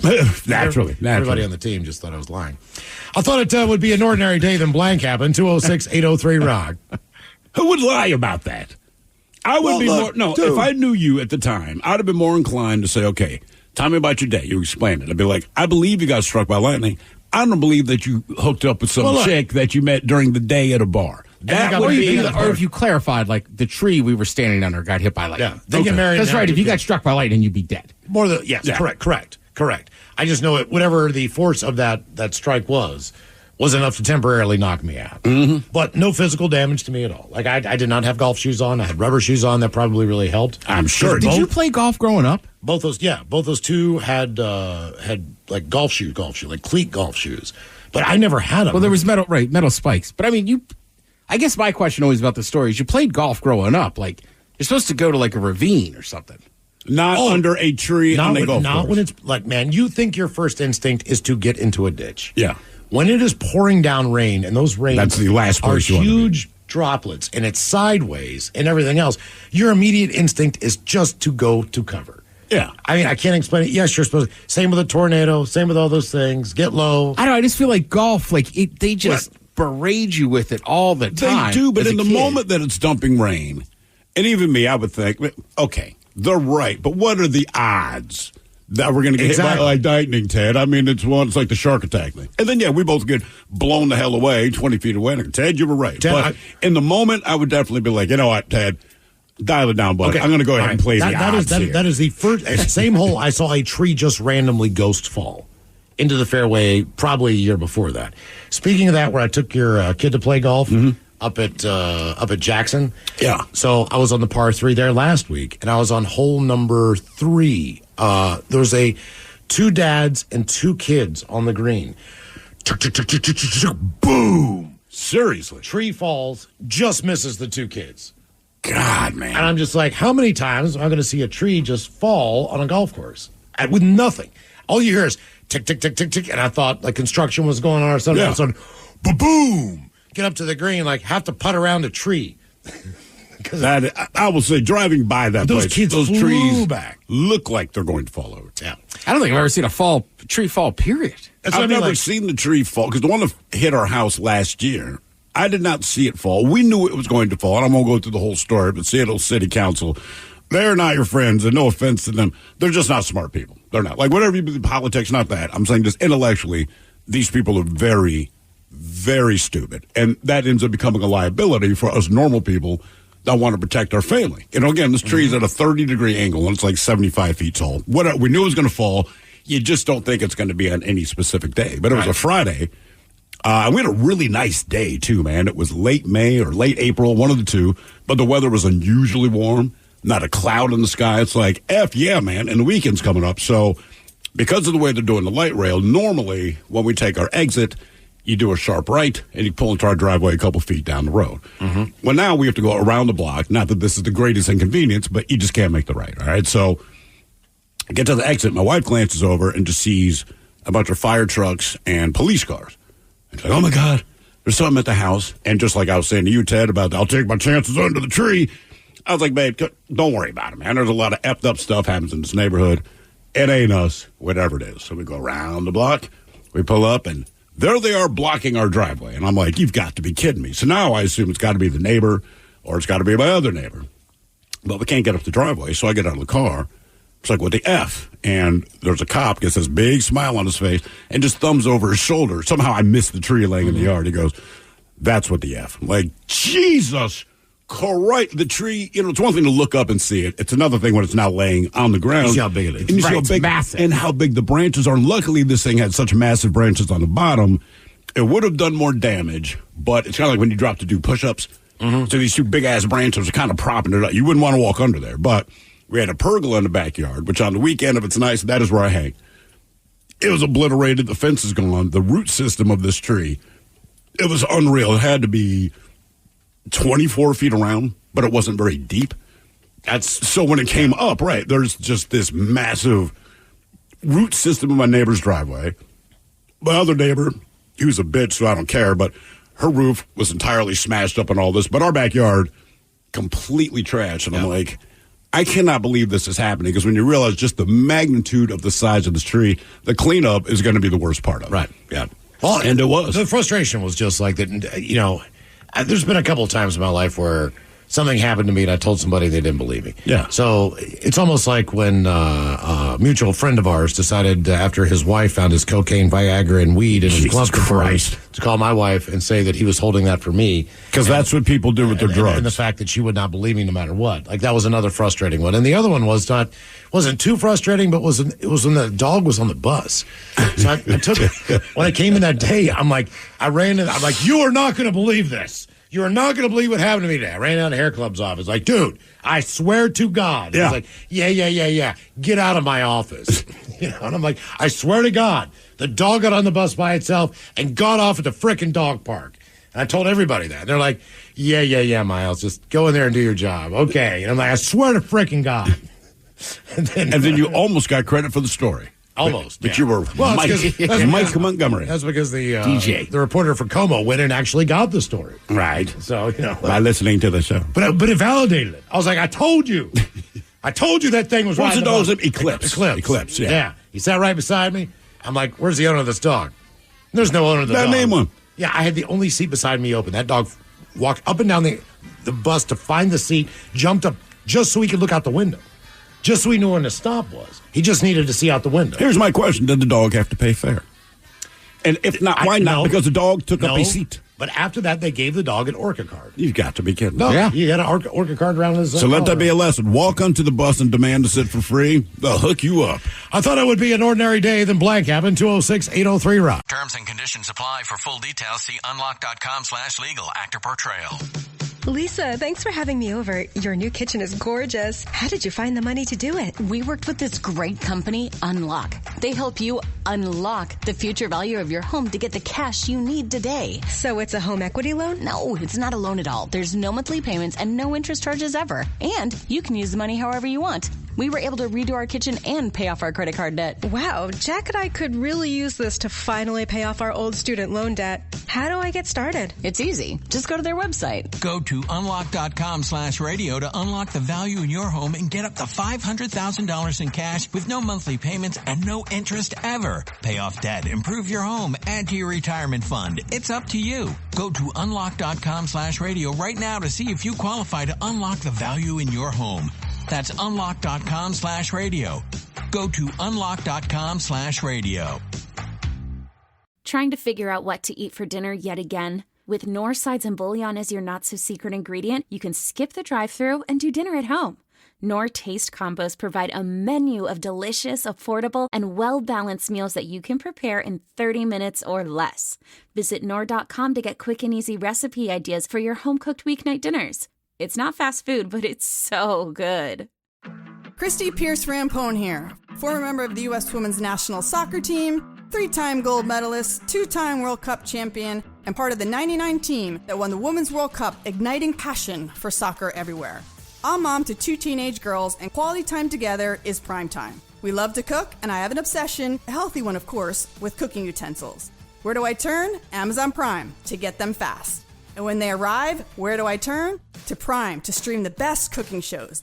And then, for dessert, what do? The Rampone team streams. Each of us gets to be the captain and pick the show. Right now, we're all over British TV, part of a Prime subscription. I think a trip to the UK is in the future, and of course, we'll get all we need for that trip. From workout clothes to raincoats, from plaids to luggage, from travel guides to umbrellas, from streaming to shopping, it's on Prime.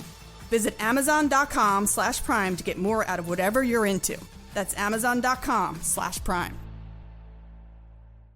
I think of an entrepreneur as someone who makes things happen for themselves. That's it. So you don't have to own your own practice to identify with either the word entrepreneur or the tenets of entrepreneurship. Dental Sound Bites. Listen now wherever you get your podcasts. ISW. The Men's Room returns with Miles and Thrill.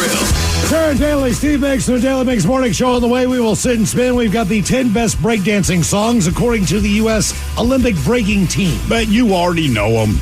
You're breaking to them right now. I mean, I remember a couple growing up that I thought, to me, it was more like the Sugar Hill Gang occasionally. Well, we were growing up, I mean, at least for my age, mid-'80s, man, everyone was breaking. So, not that they'd put on any song, it wouldn't be rock or anything like that, but anything in the hip-hop world, if it had a strong beat, these guys would go out and do the thing. Right. So to me, it wasn't necessarily like a musical genre. It was more of a dancing genre. Yeah, like every song apparently was a good song to break. I guess there are some specific breakdancing songs. We'll have them coming up as we sit and spin. In the meantime, our question, I thought it would be an ordinary day, then blank happened. 206-803-ROCK. Just real quick from the text lines. Miles, you'll be happy to know that in spite of no one believing you about Eclipse, the bus-riding dog, someone here says, Miles is credited in a trivia book that I have about the dog on the bus. Oh. But does it say Miles or Mike? Because the actual terminology that went out when they tried to give Miles that was credit. a BBC, I think. It was a BBC, but it was DJ Mike Montgomery. Right. Yeah. So what happened was I came in, but I had to tell the story on the air, right? So I'm like, you, this really happened to me today. That kind of thing. I don't know what the hell we were talking about, but I'm like, I just got to tell the story. So someone heard it over at Como, and one of the reporters went out, and they called me. And they're like, hey, where did you get on? And where did the dog get on? And I'm like, man, I got on the D line out of Ballard, and I'm pretty sure that kind of right where the wing stop is now, or Sean's marijuana store, kind of right in there. Sean Kim's place. Oh, yeah. That was where the dog got on the bus. Then, he gets on in Lower Queen Anne because I've hung out with that. Not hung out, but that dog. I don't know if that dog's still alive, but I definitely have a picture with Eclipse outside of Ozzy's. Well, and it kind of started turning by. The bus goes kind of near your old place, so where that dog park was it 4th Avenue, 3rd Avenue? Can't remember. It used to be the old drug park. Yeah, it still is. But now it's a dog park and it's next to Ken's Market. Okay, yeah. Because I used to go to Ken's all the time. So the dog gets on the bus. I told you, the seat was open by me. Dog sits down. I'm like, hey, buddy, how are you? I'm also looking for this dog's owner. Of course. Because I figured the owner's going to come over in at least standing room. He's going to stand by the dog. I was going to offer the owner my seat because I wasn't too far away. See, that's how I would embellish the story, too, knowing that I never... No, I'm being dead serious. I figured it was like some old lady's dog or whatever, and she was still, like, walking her way forward. And everyone just kept stopping, then holding the handle. I'm like, well, the dog belongs to somebody. And then... the dog looked out the window, saw the dog park, jumped down, ran out. Now, keep in mind, people are still getting off the bus. Yeah. The dog goes up to the gate. Someone is also walking in with their dog. They open the gate. Dog goes in, starts taking off. No one else, and I watched, no one goes into the dog park. No one's standing outside. That's not their dog. So when I came in, I'm like, man, this dog rode the bus on its own to the dog park. And it just blew my mind. So... they called. They confirmed it the next day. They went to that stop, and they weren't looking very long. Because I told Dan the time, the producer, I said, this is what time it happened. This was the bus route I was on. So if you're in that area, see if you see this dog. Lo and behold, they get there. They see the dog. Yeah. Now, the dog gets on the bus. So now they got to chase the mother down to where I told him where the dog was going to end up. Sure enough. Dog got off the bus at the right stop. At the right stop. And then they did a story about it. So, like, that's how it became something that people knew about it. Just so you know, are you familiar with Uncle John's Bathroom Reader? And basically, I've heard of it. They're big, thick books, and it's just random bits of information and or trivia. I got a few at home, hence big dummy, that kind of thing. So in the 2022 version of Uncle John's Bathroom Reader, it says, quote, Seattle radio host Miles Montgomery. Oh, really? Yeah, there you go. I'm in Uncle John's. You're an Uncle John's. Kind of on the same tip of that dog knowing exactly where to get off. Earlier this year when we went to Olaf's, I was flying in from an auction and I had to take the light rail all the way up to Ted's actually, so he could pick me up and then we could all go over there. As I'm riding up, we get to I think Pioneer Square. And then all of a sudden, transit security brings this dude in. He's obviously blind. He's got the stick, right? Did you trip him? I did not trip him. I didn't have a chance to. They sat him down, and then she's walking out, and she says he's blind and deaf, and then walks out, the doors shut, and away we go. And now... So wait, she just makes this announcement to everyone there? Pretty much, yeah. Or is there some follow-up you're supposed to do? That's what I wondered, dude. We took off, and he's got a vest on, and it's got buttons that say, I am blinded and deaf. So, and then he and just I don't sits have there. cash. Yeah, no. I would just add that. Yeah. And then he rides the thing all the way north and doesn't move, doesn't make a peep until somebody ran into him. Like there was a little bit of a commotion there, but he it almost looked like he fell asleep on the train up there. And I'm looking at another gal like, is somebody going to come get this guy? Do they know that he's coming? Does he know where to go? And so we're kind of keeping an eye on him the entire way. We pull into Northgate. And as soon as that thing kind of shifts to start its landing at Northgate, he immediately grabs his stick, extends it back out, and he's feeling around, gets himself all stood up. He knew from the feeling of that train rocking at Northgate that was where he needed to get off. Okay. All right, here's the question. What happens when it extends? I know, right? When it goes up to Linwood. Or right. Yeah, my other question is, did you watch him physically get off the train? Yes, because I was getting off at that same stop. There's an escalator. Yes, there is. There are stairs. And there's an elevator, I believe, somewhere. Yes, there is an elevator. What direction did he head? So I was By the way, if you go to that station, look at the bottom of the escalator. You should find some Men's Room IPA stickers. I don't know who put them there. So I was still worried about him, and plus it was my stop, and the gal that I was hanging with there, she was also going all the way up there. So we kind of went out there, immediately started looking for security. Someone? Yeah. He was already kind of wandering his way off, and he was about to run himself into a sign, and so I went over there to stop him, right? As soon as I make contact with him, he grabs around for me, grabs my arm, opens up my palm, and starts writing a bus number with his finger on my hand. He did it too quickly. I didn't understand what it was, but I don't know how to tell him do it over again because I didn't get that. By that time, they had gotten a security guy over there. He's like, oh, yeah, he rides this thing all the time. Takes him by the arm and just takes him off to his bus. I think that's even more impressive. No kidding. I mean, seriously, man. It was the wildest damn thing I've ever seen, man. Would you want it advertised that you're blind and deaf and you're riding public transportation? I just feel like at that point we call it mugger bait. Maybe it's just where I'm from, but I'm like, bro. I mean, you're right. He probably has. You're not wrong, but he would have no chance of getting around. Yeah, because it's hard enough to be blind, and deaf. And deaf. Like nobody would know. So I mean, I would think you have to wear that. So people know. I guess. I thought it'd be an ordinary day, then blank happened. 206-803-ROCK. Hello, Justin. Welcome to the Men's Room. Hola, gentlemen. Hola. So, I used to, know the Seattle DJ. He was pretty crappy, but he wanted me to help out, set up these, weird venues and whatnot. So, we did one that was underneath the Ballard Bridge, another one somewhere else. But this one, he was like, dude, I got the perfect place. All we got to do is go to Stevens Pass. Okay, cool. Who's going to go to a rave at Stevens Pass? But sure, let's go. He's going to pay him $100 to help him out. So I go to Stevens Pass with him. This is in February. And it's where he wants us to go. We have to park in a semi-snowy lot, keep on walking, and we keep walking. Him and his girlfriend behind me are doing whippets. So I'm like, okay, this is fantastic.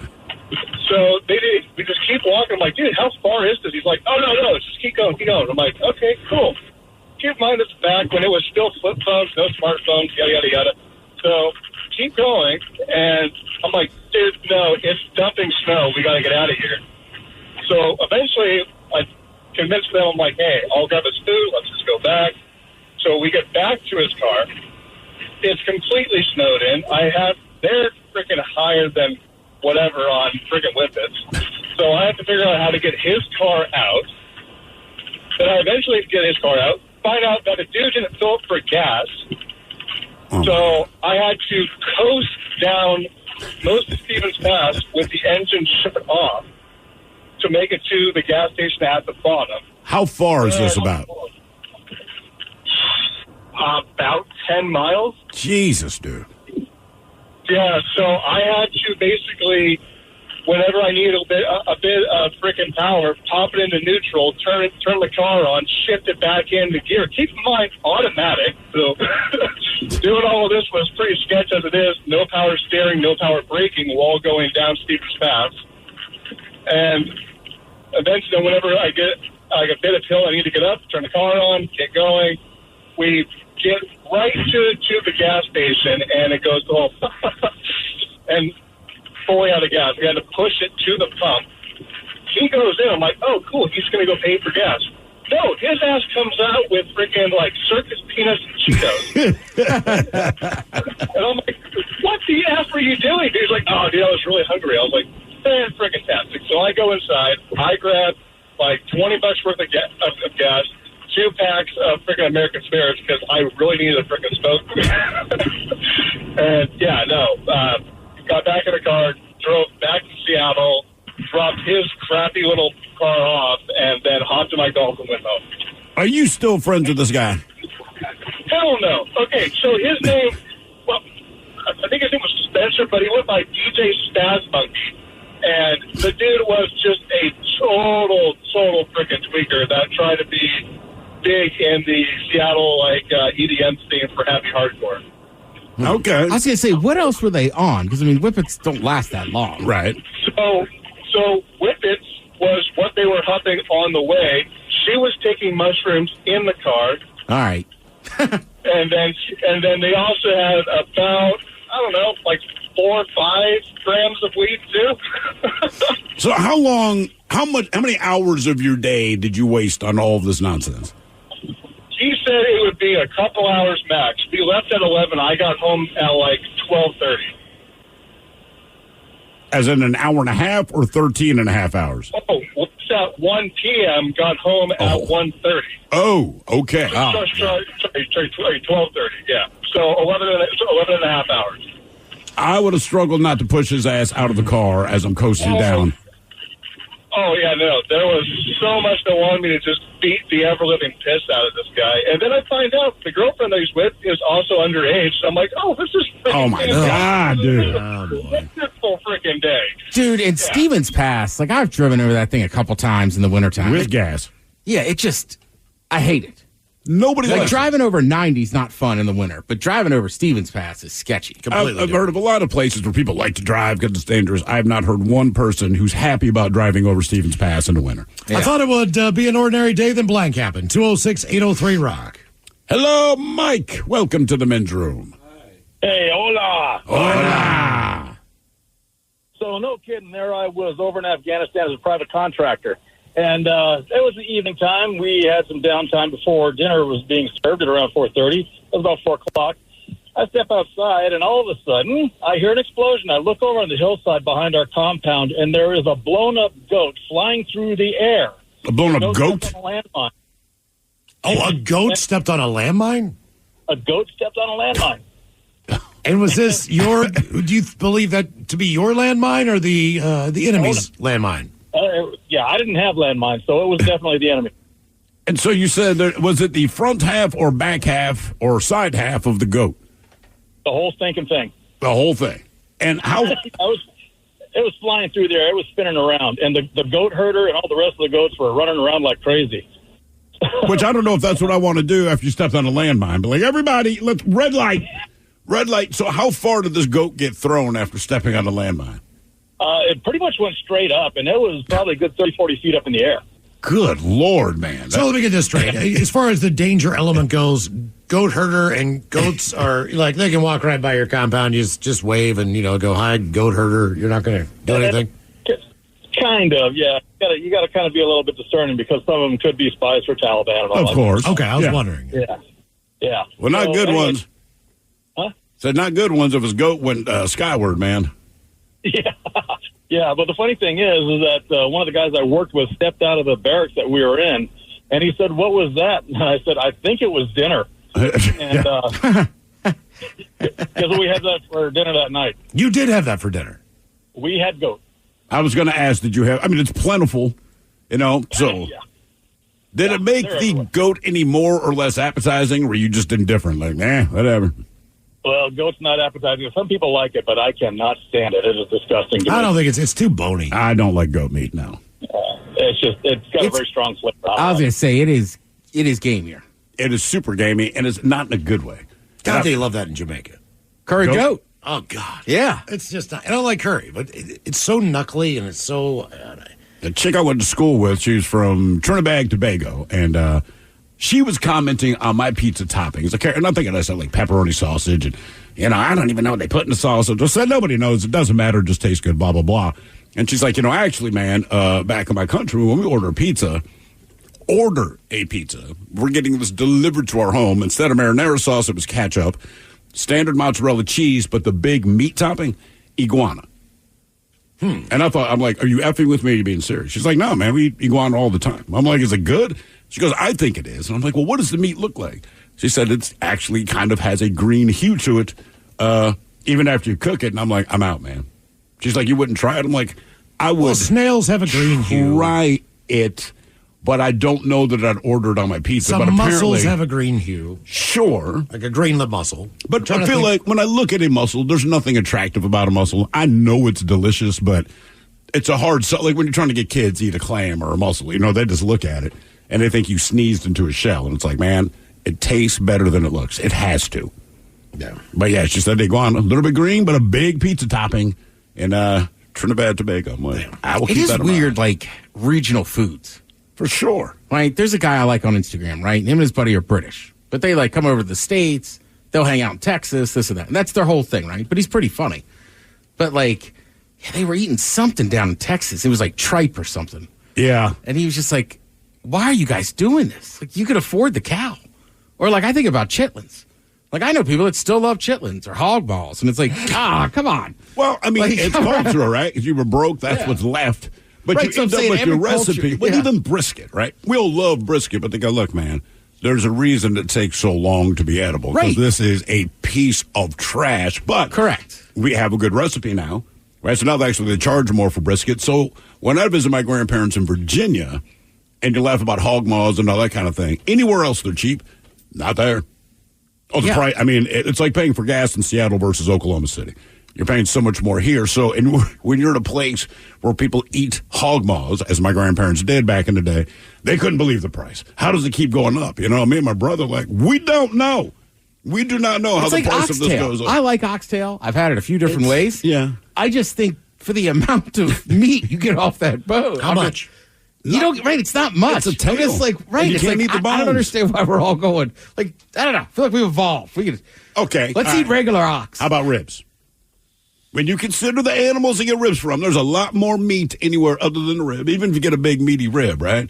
But yeah, they're you're right. delicious. But I do love ribs. Because we figured out the recipe to make it delicious. I really think it just comes down to that. Because you're right, like chitlins, Jesus Christ, I do not like those. My grandmother, I don't know if she just made them because she knew me and my brother coming for a visit, but you walked in the house, it just smelled like ass. And she's making chitlins.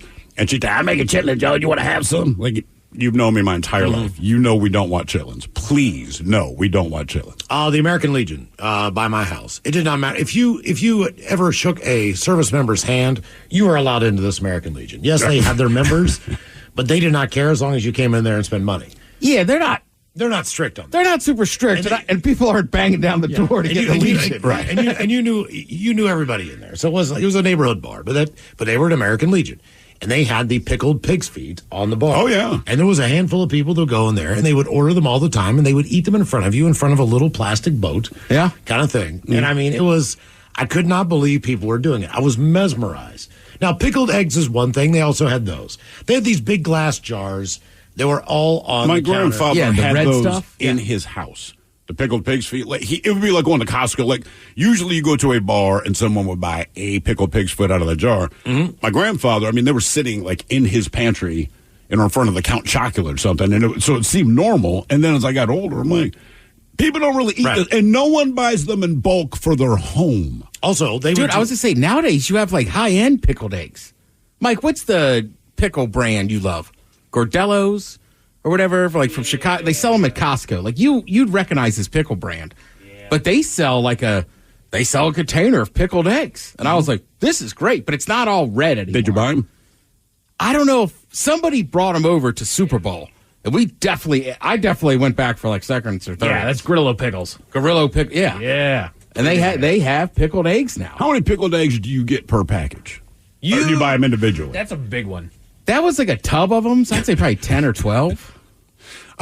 Pickled eggs don't come in a serving of one for some reason. It's either a massive glass jar. Watching someone eat a pig foot, though, man, eggs are one thing, but watching someone pick apart a pig foot. Oh, and seeing the knuckles and nails and all that. Well, we ate them. We ate one once. Yeah, that was. I know. It was gross. I know. It was awful. Tara and Daly, Steve Mix from the Daily Mix Morning Show coming up. We will sit and spin today. We've got the 10 best breakdancing songs according to the U.S. Olympic breakdancing team. And we got your emails on the way next in the men's room at KISW.com. Terms and conditions apply. For full details, see unlock.com/legal. Actor portrayal.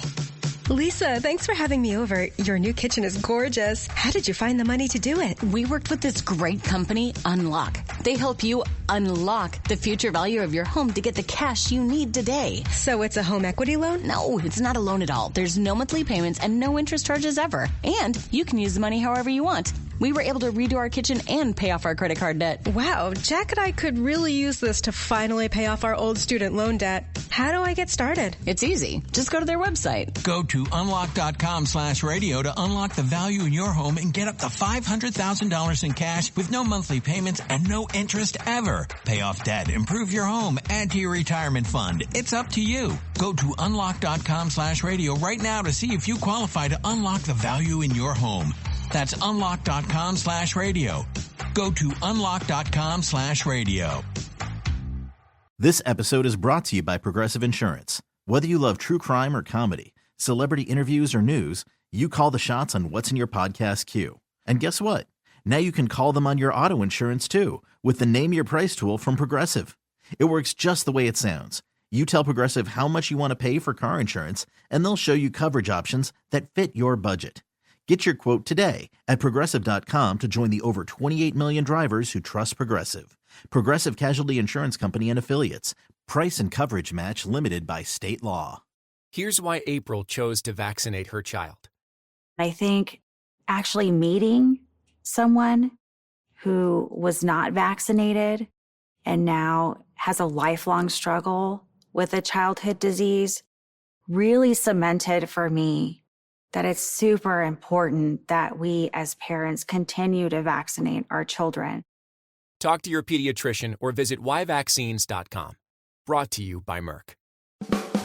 Coastal Farm and Ranch, we're just what the country needs. Bring in Field Fresh savings July 31st through August 6th. Come in for 30% off all canning goods, $3 off Country Companion fortified 12 feet, and buy two, get one free in all Wrangler bottles. Coastal Farm and Ranch, we're just what the country needs. Your summer's bounty starts at Coastal. Terms and conditions apply. For full details, see unlock.com/legal. Actor portrayal. Lisa, thanks for having me over. Your new kitchen is gorgeous. How did you find the money to do it? We worked with this great company, Unlock. They help you unlock the future value of your home to get the cash you need today. So it's a home equity loan? No, it's not a loan at all. There's no monthly payments and no interest charges ever. And you can use the money however you want. We were able to redo our kitchen and pay off our credit card debt. Wow, Jack and I could really use this to finally pay off our old student loan debt. How do I get started? It's easy. Just go to their website. Go to unlock.com/radio to unlock the value in your home and get up to $500,000 in cash with no monthly payments and no interest ever. Pay off debt, improve your home, add to your retirement fund. It's up to you. Go to unlock.com/radio right now to see if you qualify to unlock the value in your home. That's unlock.com/radio. Go to unlock.com/radio. Trying to figure out what to eat for dinner yet again? With Knorr sides and bouillon as your not-so-secret ingredient, you can skip the drive-thru and do dinner at home. Knorr Taste Combos provide a menu of delicious, affordable, and well-balanced meals that you can prepare in 30 minutes or less. Visit Knorr.com to get quick and easy recipe ideas for your home-cooked weeknight dinners. It's not fast food, but it's so good. There are any number of reasons you might consider selling your home. That's where an agent who is a realtor comes in to navigate the process to sell your home in a way that's right for you. Because that's who we are. Realtors are members of the National Association of Realtors. At Shirley Ryan Ability Lab, every journey is unique. From learning to walk again after a spinal cord injury, to learning to speak again after a stroke. But they all have the same destination: ability. Choose the #1 rehabilitation hospital. The one with the most advanced treatments, the brightest experts, and the most referrals for the toughest cases. Choose Shirley Ryan Ability Lab. What's up? It's your boy, the Ted Smith from the Men's Room. And did you know I have a podcast? Well, I do. The Podcast. New episodes uploaded every Wednesday on the Odyssey app. The debauchery rolls on. You're listening to the Men's Room with Miles and Thrill. 99.9 KISW. All right, Taryn Daly, Steve Mix, the Daily Mix Morning Show coming up. We're going to sit and spin. Sit and spin. 10 best breakdancing songs, according to the U.S. Olympic breaking team. But first time for a few emails to the Men's Room at KISW.com. You've got mail.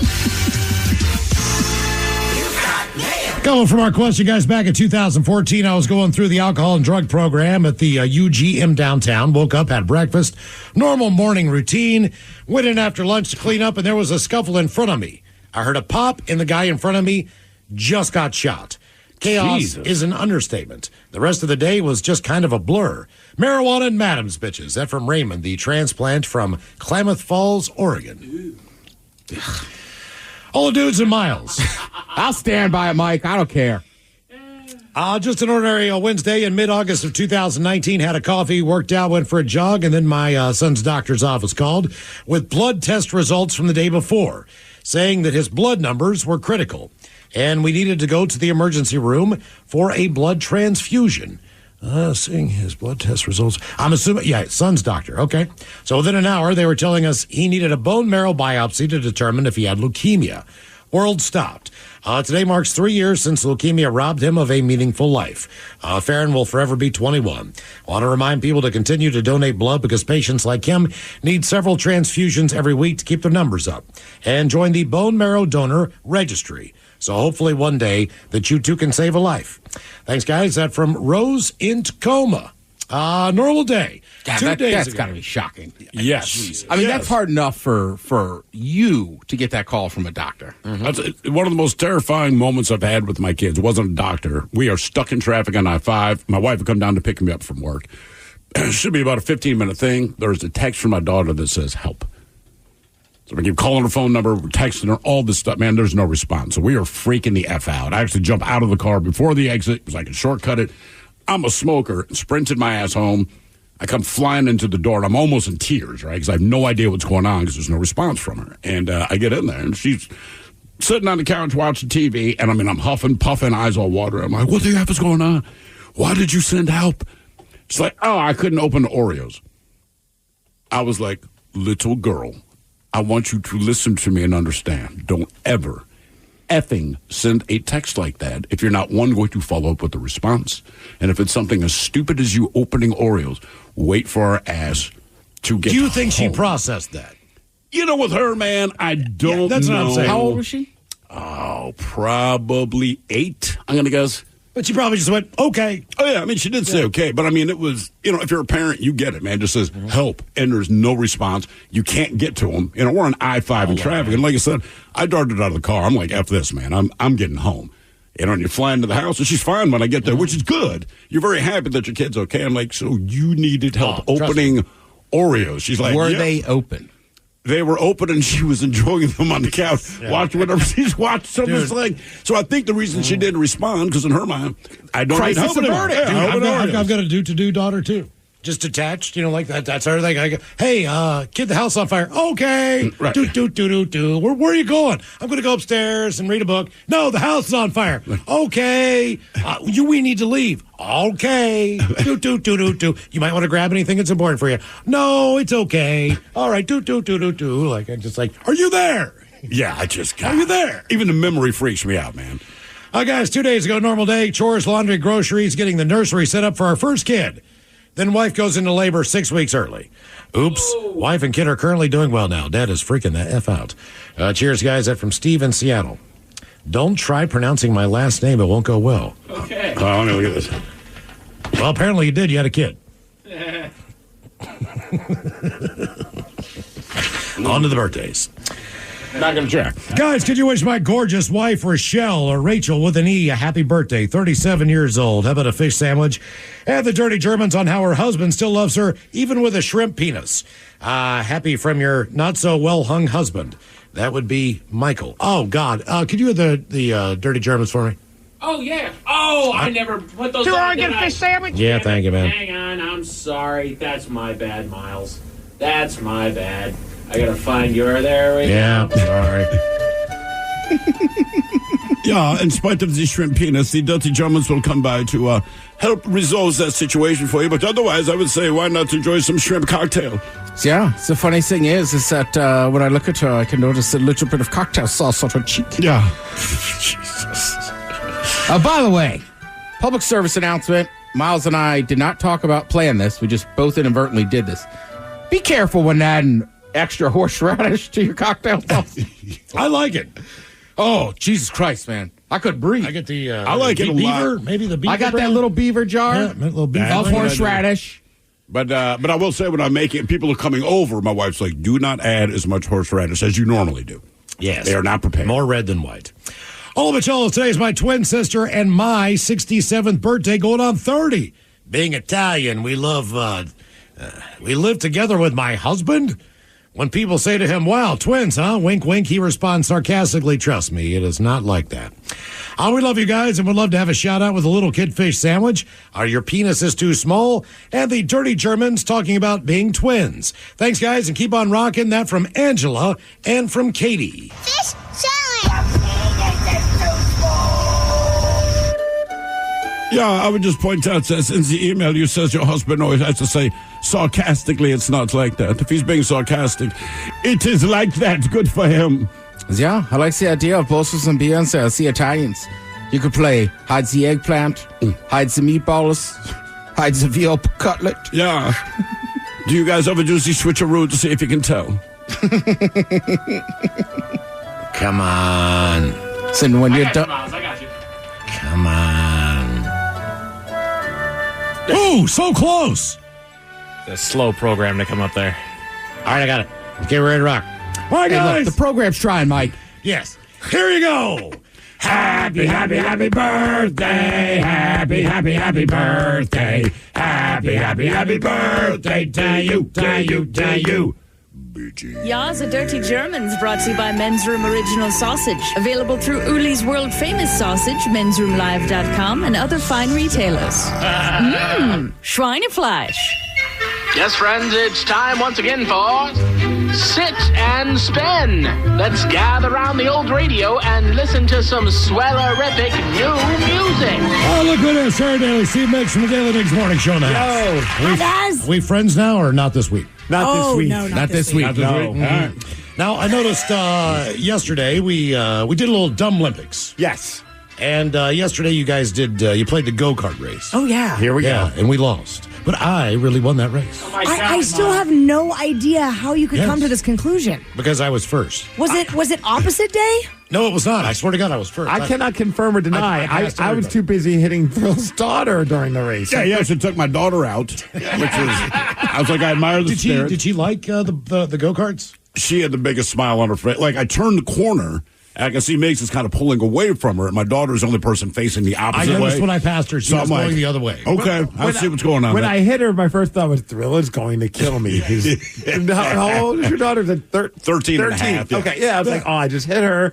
He's going to kill her. Then she's got a big smile on her face. I'm like, all right, I think I'm okay. And then it was that awkward thing where I'm like, well, I don't want to come in last. So do I stick around with her or do I just drive off? So I just kind of sheepishly drove off. She was fine, man. She had a smile you got to take off. I know me and Ted dusted Taryn. Oh, yeah. When you finally got the hell out of the way. Yeah. Oh, she was but then mine just died. Did it? Well, your cart was going real well there for a while, and then right at the end, it just kind of sputtered out. Yeah. But I will say this. By the way, my kids, just on a side note, so they did the go-karts basically the rest of the day as we moved on to other things. So when I see my kid afterwards, he goes, Dad, listen, if you do it again, they scoped out every go-kart number. They said 31 and 21. Those are the burners. Everything else are the ones that slow down. So I'm like, really? They go, oh, yeah, we basically tested each one. Wow. 31 and 21 and opened it up. I'm like, well, why did you do this before? They strategize on everything like that. I know. It's insane. Now, I will say this for the... we were also the first people there. That's exactly right. Those cards. There was no scouting time. The Tequila Family Fun Center thing, those are probably the fastest go-karts that I've been on at like an amusement track. Now, depending on the size of the track, sometimes they go a little faster down straightaway, but those things were humming. But if you watch the video back, which is on all of our social media pages, we don't look like we're going very fast at all. But it felt like we were going like a million miles an hour. You know how it is. When you're in the moment. It felt fast to me. I finally saw a picture of myself surfing from years ago because I finally caught a wave at one successful thing. And in my mind, it's like Hawaii 5-0 behind me. I looked at the picture, and I'm like, babe, is that the wave? My wife's like, yeah. You were feeling good about yourself. That wave was maybe 9 inches tall. I swear to God. Okay. Dude, same thing when I started snowboarding. I was like, take a video of me coming down this hill. And I mean, I am just going 100 miles an hour. You watch the video, it's like you're barely going. I know, dude. Can you speed the video up, please? I know, right? I'm going to be honest with you. I like those Olympics a little bit better. Right? No disrespect to what's on television right now. No, these are a lot more fun, man. Go-karts, why not? Go-karts are awesome. You could do that. You could do laser tag. You could do all these things. Either way, we'll have updates continuing, and I'm assuming that the men's room won at least an event or two. I mean, maybe. I mean, I know Sarah was keeping score, so yeah, but that's biased. Yeah, you can't have a scorekeeper on one team. See, you should have one from each. That way they can compare notes. Well, I thought Ryan Castle would be that, but then he just left. Yeah, he rolled out. Yeah, he had stuff to do. Well, the score wasn't explained the best either. We were just winging it as we went along. There was a couple events I was like, I didn't even know we were playing. Right.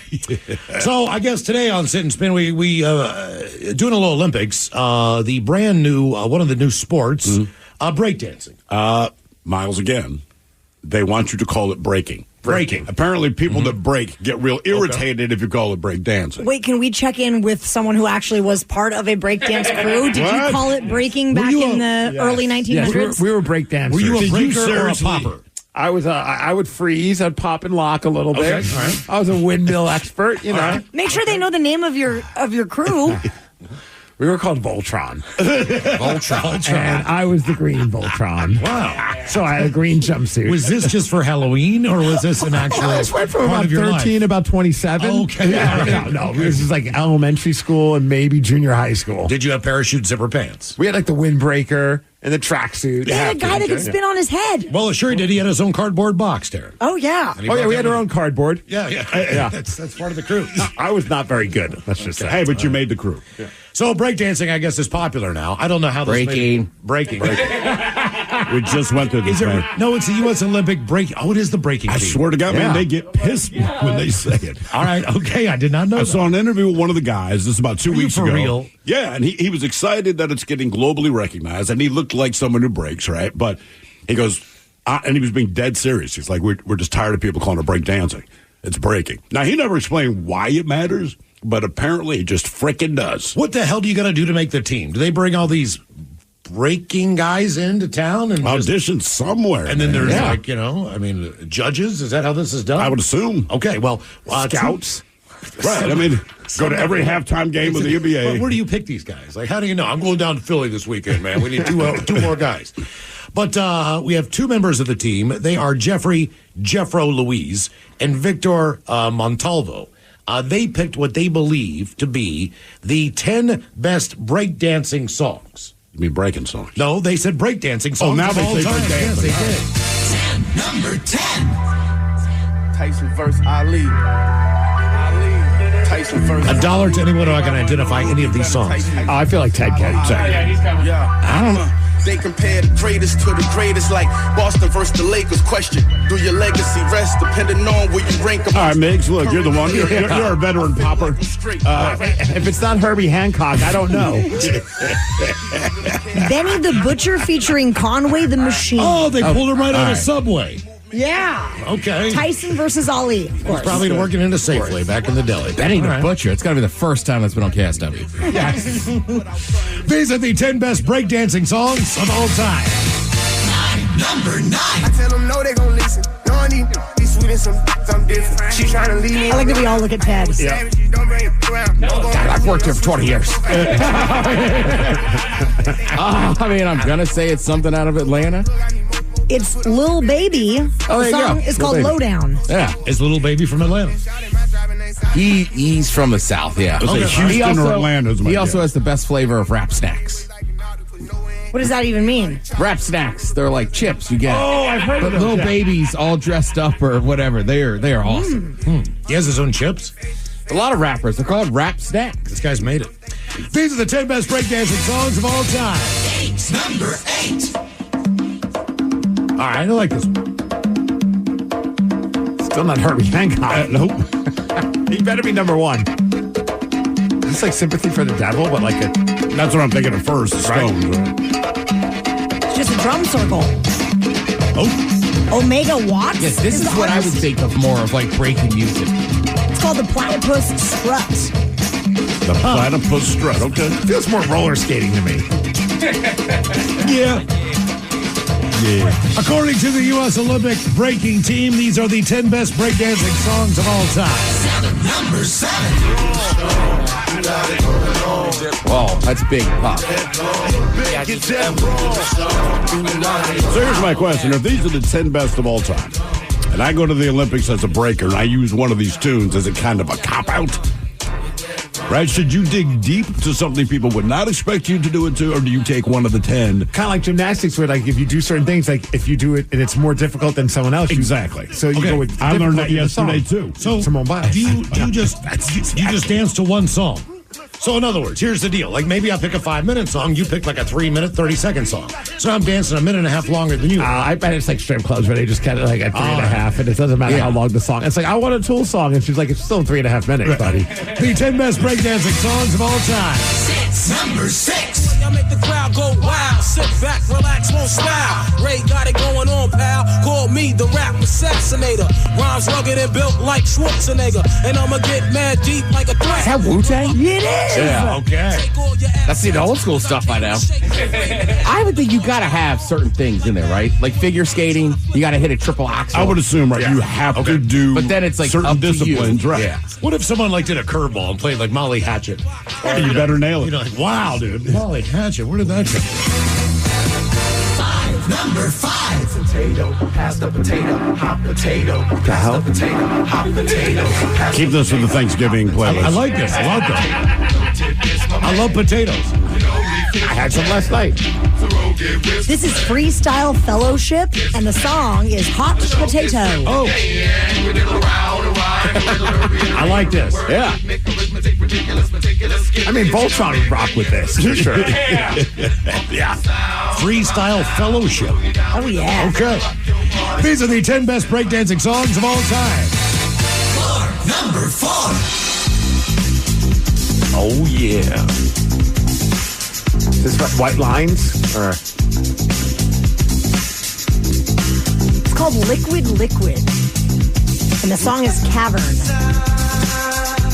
Oh, Migs, you're not wrong, though. it's that Cavern is, bass line. Cavern is the artist, and Liquid Liquid is the song? Well, the artist is Liquid. Ah. It's just not. Did they sample this? They probably sampled it. Cool. Yeah, because I'm like, you're right. Right. Bass. According to the U.S. Olympic breaking team, these are the 10 best breakdancing songs of all time. Number 3. Oh, yeah. This is for Afternoon Madone, baby. Come back to my cardboard mattress. It doubles as my dance prop, mama. Are we having fondue for dinner? No, baby, I need the next zipper. No, the next zipper. Just undo all the zippers. My penis is there somewhere. They're called the Blackbirds. The Blackbirds. And Birds is with a Y. Oh, kind of like the band Birds, you see, but these are the black ones. These are the black birds. The other They're ones like are the- black Led Zeppelin. They are the white bird. Right. They're a little hornier, Yeah. According to the U.S. Olympic breaking team, these are the 10 best breakdancing songs. Number 2.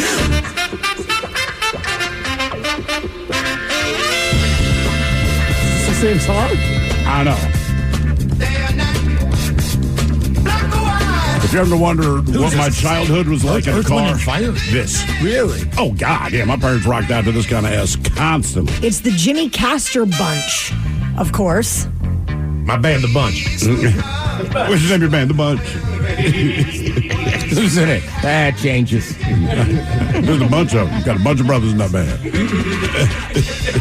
Sometimes they leave, they join the Blackbirds. It's just Yeah. the thing. How many Doesn't matter, people but- does it take to make a bunch?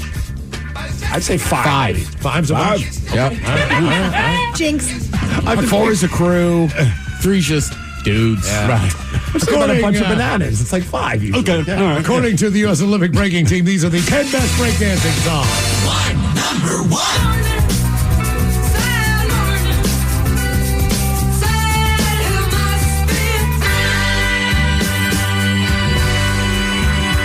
I would not expect that part to be a breakdancing favorite. By Babe Ruth. The band is Babe Ruth. Babe Ruth. No, but the dude, Babe Ruth. Huh. When he wasn't playing baseball, he was recording this stuff. What's the name of the tune? The Mexican. Of course it is. Oh, damn. The Mexican. I'd like to hear the lyrics. There we go with the 10 best breakdancing songs of all time, according to the U.S. Olympic breaking team. You guys have more chances to win $1,000 out of $100,000 starting tomorrow morning at 6. You know it. And we have drinks coming up with the shot of the day. You are listening to The Men's Room. Terms and conditions apply. For full details, see unlock.com/legal. Actor portrayal. Lisa, thanks for having me over. Your new kitchen is gorgeous. How did you find the money to do it? We worked with this great company, Unlock. They help you unlock the future value of your home to get the cash you need today. So it's a home equity loan? No, it's not a loan at all. There's no monthly payments and no interest charges ever. And you can use the money however you want. We were able to redo our kitchen and pay off our credit card debt. Wow, Jack and I could really use this to finally pay off our old student loan debt. How do I get started? It's easy. Just go to their website. Go to unlock.com/radio to unlock the value in your home and get up to $500,000 in cash with no monthly payments and no interest ever. Pay off debt, improve your home, add to your retirement fund. It's up to you. Go to unlock.com/radio right now to see if you qualify to unlock the value in your home. That's unlock.com/radio. Go to unlock.com/radio. Trying to figure out what to eat for dinner yet again? With Knorr sides and bouillon as your not-so-secret ingredient, you can skip the drive-thru and do dinner at home. Knorr Taste Combos provide a menu of delicious, affordable, and well-balanced meals that you can prepare in 30 minutes or less. Visit Knorr.com to get quick and easy recipe ideas for your home-cooked weeknight dinners. It's not fast food, but it's so good. This episode is brought to you by Progressive Insurance. Whether you love true crime or comedy, celebrity interviews or news, you call the shots on what's in your podcast queue. And guess what? Now you can call them on your auto insurance too with the Name Your Price tool from Progressive. It works just the way it sounds. You tell Progressive how much you want to pay for car insurance, and they'll show you coverage options that fit your budget. Get your quote today at Progressive.com to join the over 28 million drivers who trust Progressive. Progressive Casualty Insurance Company and Affiliates. Price and coverage match limited by state law. Dentists, healthcare professionals are also bringers of change, introducers of change. Dental Soundbites, created for dentists by dentists. You have to introduce change to your patients. You have to introduce change to your teams. And there is a mistake that people make when they are the bringers of change. That mistake is Dental Soundbites. How do we navigate all of this as dentists trying to transfer this information and this idea of change to our patients? Listen now wherever you get your podcasts. 99.9 KISW. The shenanigans continue. This is the Men's Room with Miles and Thrill. All right, coming up next, we'll drink and toast with the shot of the day. We do have your headlines on the way 1 hour from now. But first, quick check out with Mike Hogg and some of the stories and headlines he is not working on. Thank you, Miles. Lululemon is pulling their new line of leggings after customers complained that it gave them, quote, long butt. No. No, it did not. Your long butt happens to fit in their pants. Right. You have a long butt. Look, man, most of it's the spandex or spandexy material, right? Sure. If your ass is long, and some people have a long ass, guess what? Your ass looks long. It is not Lululemon's fault. Well, and have we lived in a society that kind of lifts the butt, as it were, in the pants for so long that we forgot the pants? I was going to say, I think that's what it is. It's like nowadays too. Like, look, it looks sexy. I don't. Not against it. Not knocking it. But like when they bunch up in the back, like that obviously helps her butt look bigger. It does. Or better. It's like this. When you take off your bra, typically your boobs drop a little bit, right? Correct. It's the same thing. Right. That shirt's not giving you long boob. Right. It's the old question, does this make me look fat? No, but your fat ass makes it look tight, right? Right. And that sounds harsh, and I'm smart enough not to say that, but that's the reality. You just did. I don't take good pictures. No. You don't look good. That's all. Lululemon's not giving you a long butt. You got a long butt if you got a long butt, but if you got a long butt, embrace your long ass. Rock your long butt. Come on, man. Yeah. Jesus. There's a million things wrong with me. There's nothing I can hide about it. It is what it is. Here you go. Yeah, it says the non-long butt. It says the short butt guy. I don't even have a butt. Exactly. That's what I was saying. Lululemon would be like, I can't complain. I don't own one. I'd like to have a long butt if it meant I had a butt for people to identify. Good Lord, man. A new study found that biological clocks tick faster after you lose a loved one. Yeah. I think they call that stress. That's another way of saying that, right? Stress and like everybody's biological clock? No, just the person who knows the person who went by. Correct. You lose a loved one, your biological clock ticks a little bit faster. Yeah. I think you think about mortality. I mean, how is that news to anybody? Right. Exactly, Miles. You nailed it. You start thinking about your own mortality, your spot in the grand design, and how all that works. Well, and this person that was in your life that isn't permanently not in your life anymore. You start looking at people who pass on, the age, your age. You know, you kind of put it on a spectrum and go, "Oh man, yeah, I'm there." Exactly. I've just basically the people that the headlines that we see come across there. I am more and more starting to see my age group just walking right up on. Just keep getting used to it, right? The even the athletes. Oh, for sure. You know, there's athletes in the Olympics right now that were born in 2012. Oh yeah. Oh, trust me, I'm watching the Olympics, and I'm like, I might as well be watching my kids on the playground. If they had unmeasurable talent, exactly. Right? But I mean, can you believe it? They're 18 years old, or what? The U.S. is over 12. What? It might be the men's gymnastics team, but I believe they said they were the youngest in the Olympics. Mm-hmm. Average age is 22.5 years, and I'm like, all of these dudes are studs. All of them can beat my ass. The kids are not. They're doing something extraordinary. I'm 33 years past that. Right.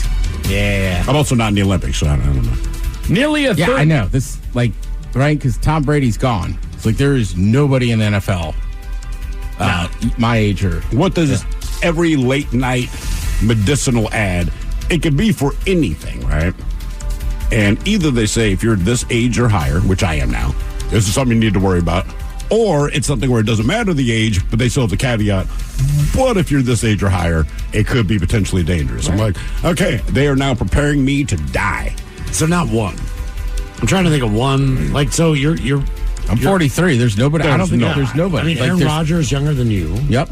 The Miami head coach is what, your Joe age? Flacco, Joe Flacco. He might be younger. I think the Seahawks new head coach is younger. Yeah, he's like 37, 38. Yeah. God. I know. I should be looking at an NFL head coaching job in the next 3 years. But what's weird is, like, if you met the guy, in spite of the fact that I'm like, 12, 15 years his senior, it would still be, yes, sir. That's right. No, sir. Right? I mean, just command this respect. But I'm like, I would never say that to you if you're not a head coach. Nearly a third of youth are getting mental health treatment, according to a federal study. I can believe it. If it's something that's needed, do it. Well, one, people recognize it more now. And Billy Bob Thornton put it best. He said, when I was growing up, they called me an idiot. Right? That was it. And then you hit a certain age, science catches up, and they're like, oh, actually, you have, I believe his was ADHD. Think about that. Right. Everyone will tell you they have ADHD now, whether they do or not, but that's everyone's go-to. Exactly. But he's like, right, they did that diagnosis, so I was just a moron. Mm-hmm. Ted, what day is it?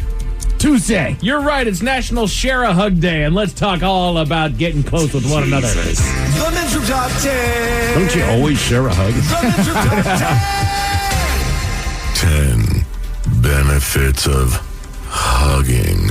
Yeah. I can think of 2 right now. They say a good hug lasting roughly 10 seconds can boost oxytocin hormones. But there are indeed fringe benefits to an extended hug. For example, you're short on cash for bus fare or a beer at your local tavern. Grab that friend, bring him in close, tell them how much you care, and then lift a 20 from their wallet. So these are the benefits of hugging. Bottom of the list, they say hugs help you communicate with others. Well, yeah. Yeah. Most human connection occurs verbally or through facial expressions, but touch is another important way that people can send messages to one another. Hugging is a very comforting and communicative type of touch. Actually, I saw my wife briefly yesterday here at work. Miles and I were out smoking, and I gave her a hug, and I whispered in her ear, "Do you see that guy Miles is talking to? He annoys the piss out of us." So I did communicate. Oh, he was down. I mean, I gave her, yeah. And I left Miles to talk to him. So, yeah, that's exactly what I told her. Thanks. Oh, no. Help. Hugs may help reduce your pain. Research suggests some forms of touch may be capable of reducing pain. In one study, people with fibromyalgia had 6 therapeutic touch treatments. Each treatment involved light touching on the skin. The participants reported an increase in quality of life and reduced pain. Hugging is another form of touch that may help reduce pain. So kids are correct. Yeah. That's right. I skinned my knee, bringing him for a hug. You are not crying anymore. Yeah, you're right. It does help. I mean, it really does. You do it as an adult, right? Yeah. Like if somebody loses a family member or something, your instinct is to give them a hug. Absolutely. These are the benefits of hugging. Hugs help reduce your fears. Scientists have found that touch can reduce anxiety in people with low self-esteem. Touch can also keep people from isolating themselves when reminded of their mortality. They found that even touching an inanimate object, in this case, a teddy bear, helped reduce people's fears about their existence. Well, again, kids have knocked it right. Correct. Right? They got the stuffed animals, but they'll take one with them. Right. Sometimes you just need to feel that presence there. I also like the idea, guys got me at gunpoint. I'm like, listen, man, I am scared. Can we hug before you rob me? Let's bring it in. I don't even want to shoot you anymore, man. Where are you from? I'm going to give you 20. I'm going to give you 20. I'm so scared right now. Please hug me. Hugs make you happier. Oxytocin is a chemical in our bodies that scientists sometimes call the cuddle hormone. This is because its levels rise when we hug, touch, or sit close to someone else, and it's associated with happiness and less stress. One study found that the positive benefits of oxytocin were strongest in women who had better relationships and more frequent hugs with their romantic partner. Women also saw positive effects of oxytocin when they held their infant closely. Yes! Hug your people. Yes! Hug your people. If they are your people, give them a hug, man. These are the benefits of hugging. I want to hug that infant.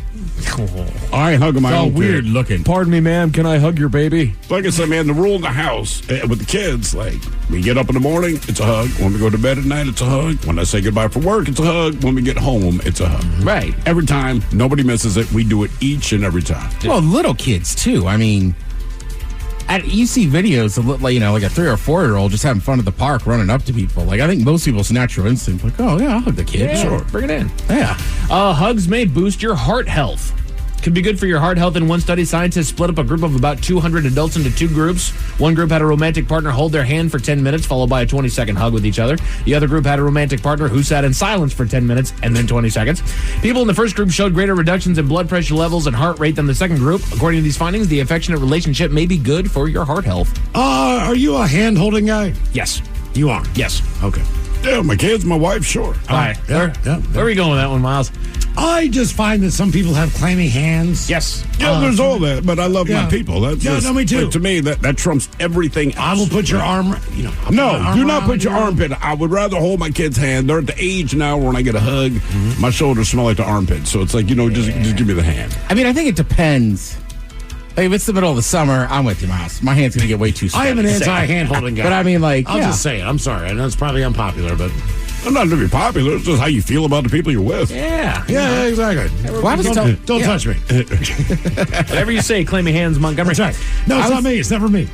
I was telling Thrill, like we were talking about sports teams and being quiet on the bus on the way to a game. I told him we would hold hands 2 by 2 and like walk into calisthenics and like they're like, why are they holding hands? This and that. Also, because we're here for each other. Yeah. Also, my kids are adult age, so it's a little bit different. Well, sure. Yeah, I'm sure you held their hands when they were little. Yeah, of course. Yeah. Hugs may protect you against illness. The stress-reducing effects of hugging might also work to keep you healthier.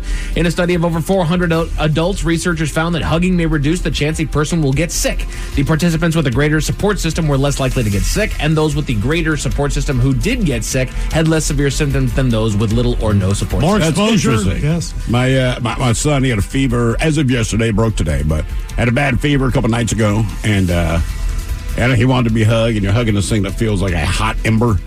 Because he was so kind of done. He falls asleep. Went to the kitchen. I grabbed 2 little things, one for my wife, one for me. I'm like, Zicam. I'm like, this dude is riddled with whatever his illness is that led to a fever. I don't want any part of this. And then this is the number one benefit of hugging. It's going to shock you. They reduce stress by showing your support.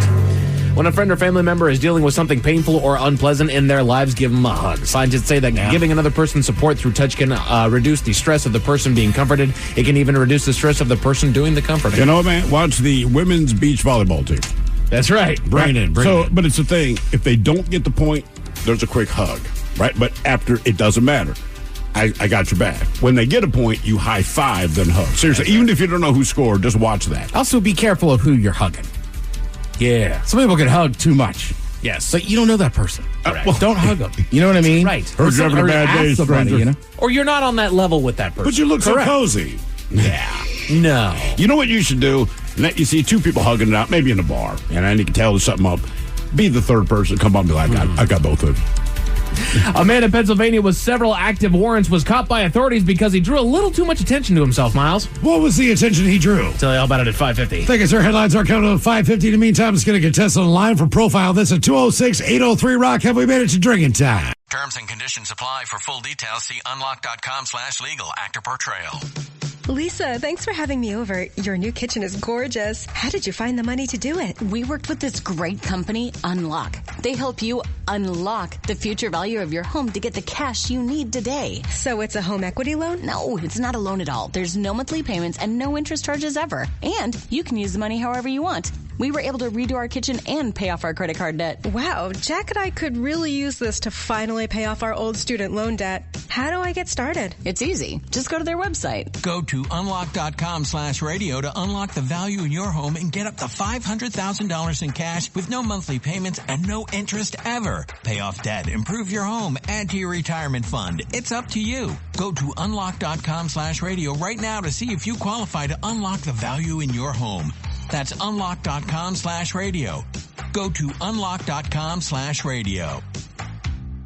For those in the market for flavor, there's Modelo Spiked Aguas Frescas, a flavorful drink that's a modern twist on a Mexican street classic with 4 vibrant and refreshing flavors. Pineapple, watermelon, hibiscus, and cucumber lime, made with a splash of real fruit juice. Modelo Spiked Aguas Frescas are perfect for any fiesta, small or big. Modelo Spiked Aguas Frescas, boldly authentic, vibrantly flavorful. Drink responsibly. Modelo Spiked Aguas Frescas flavored beers imported by Crown Imports, Chicago, Illinois. Hibiscus contains juice only for color. Christy Pierce-Rampone here, former member of the U.S. Women's National Soccer Team, 3-time gold medalist, and 2-time World Cup champion. I'm mom to 2 teenage girls and a dog mom too. All 4 of them need lots of stuff, and we always need it fast. And that's why we use Amazon Prime. When our favorite leash broke, I went right to Prime, and with one click, I ordered it again. Not to mention all the great streaming shows I watch with family. From streaming to shopping, it's on Prime. Visit Amazon.com/Prime to get more out of whatever you're into. Whatever you're into, it's on Prime. Coastal Farm and Ranch. We're just what the country needs. Bring in Field Fresh savings July 31st through August 6th. Come in for 30% off all canning goods, $3 off Country Companion Fortified 12 feet, and buy 2 get 1 free in all Wrangler bottles. Coastal Farm and Ranch. We're just what the country needs. Your summer's bounty starts at Coastal.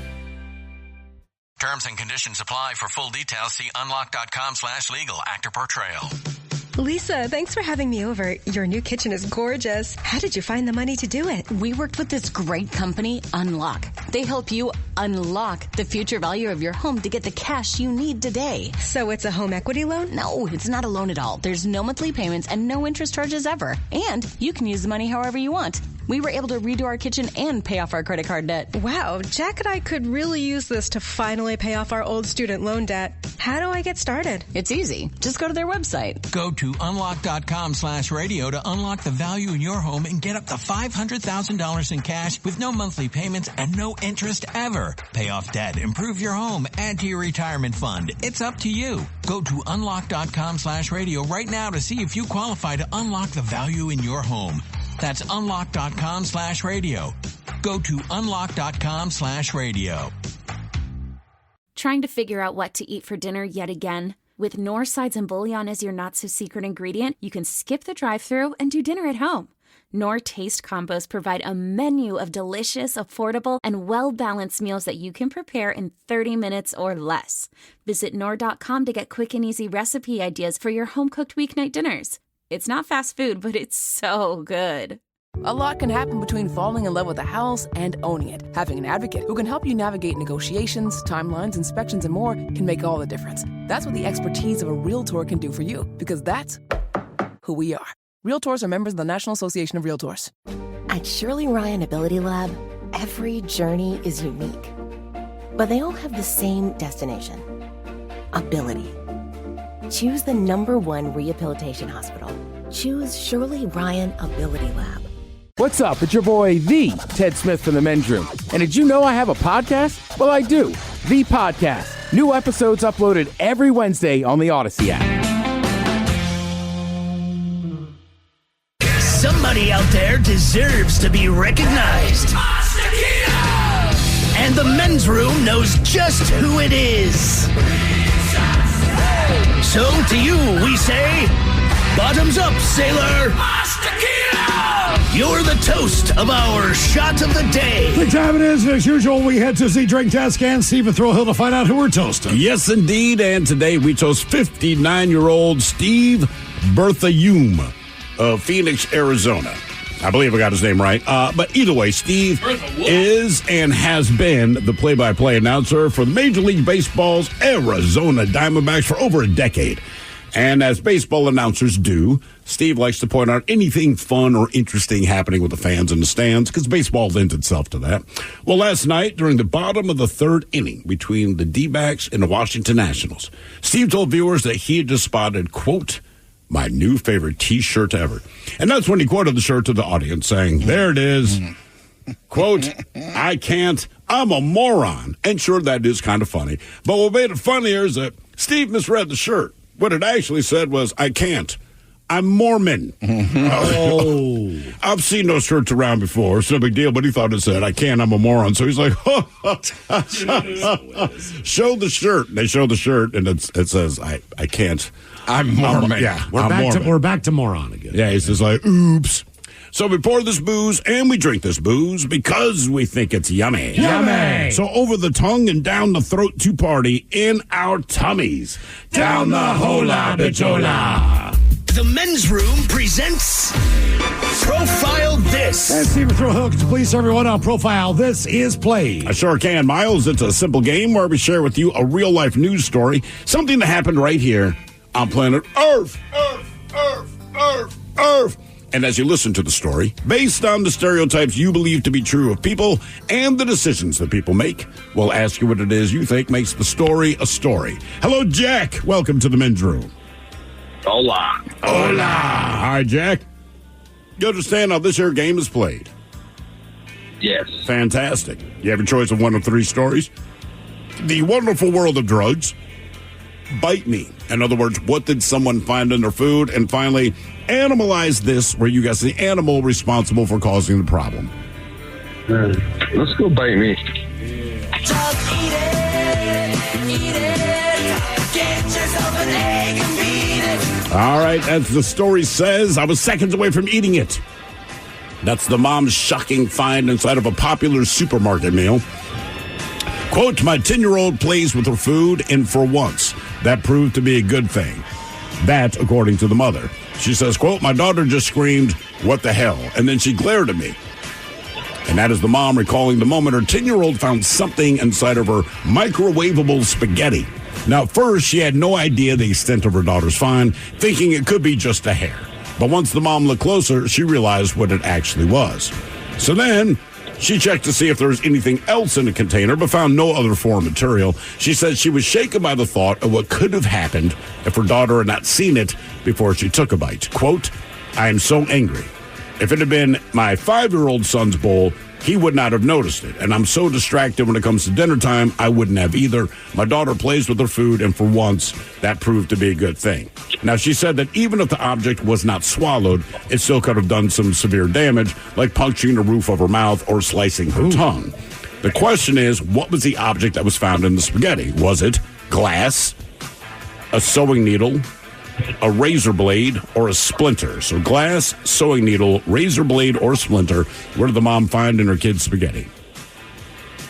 Ow. Yeah, it's terrifying stuff. Yeah, I wasn't expecting any of those. Well, it's typically not listed in the ingredients on your microwavable spaghetti. Like a splinter, like a big shard wood of wood? splinter, yeah.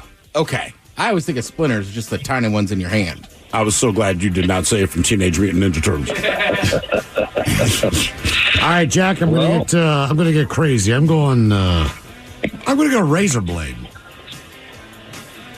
Yeah, I'm thinking. I mean, you should be able to glass. see that. And, packaged spaghetti frozen. Yeah. So you're gonna go glass, Jack? Yeah, I think so. Okay. I'm going with splinter.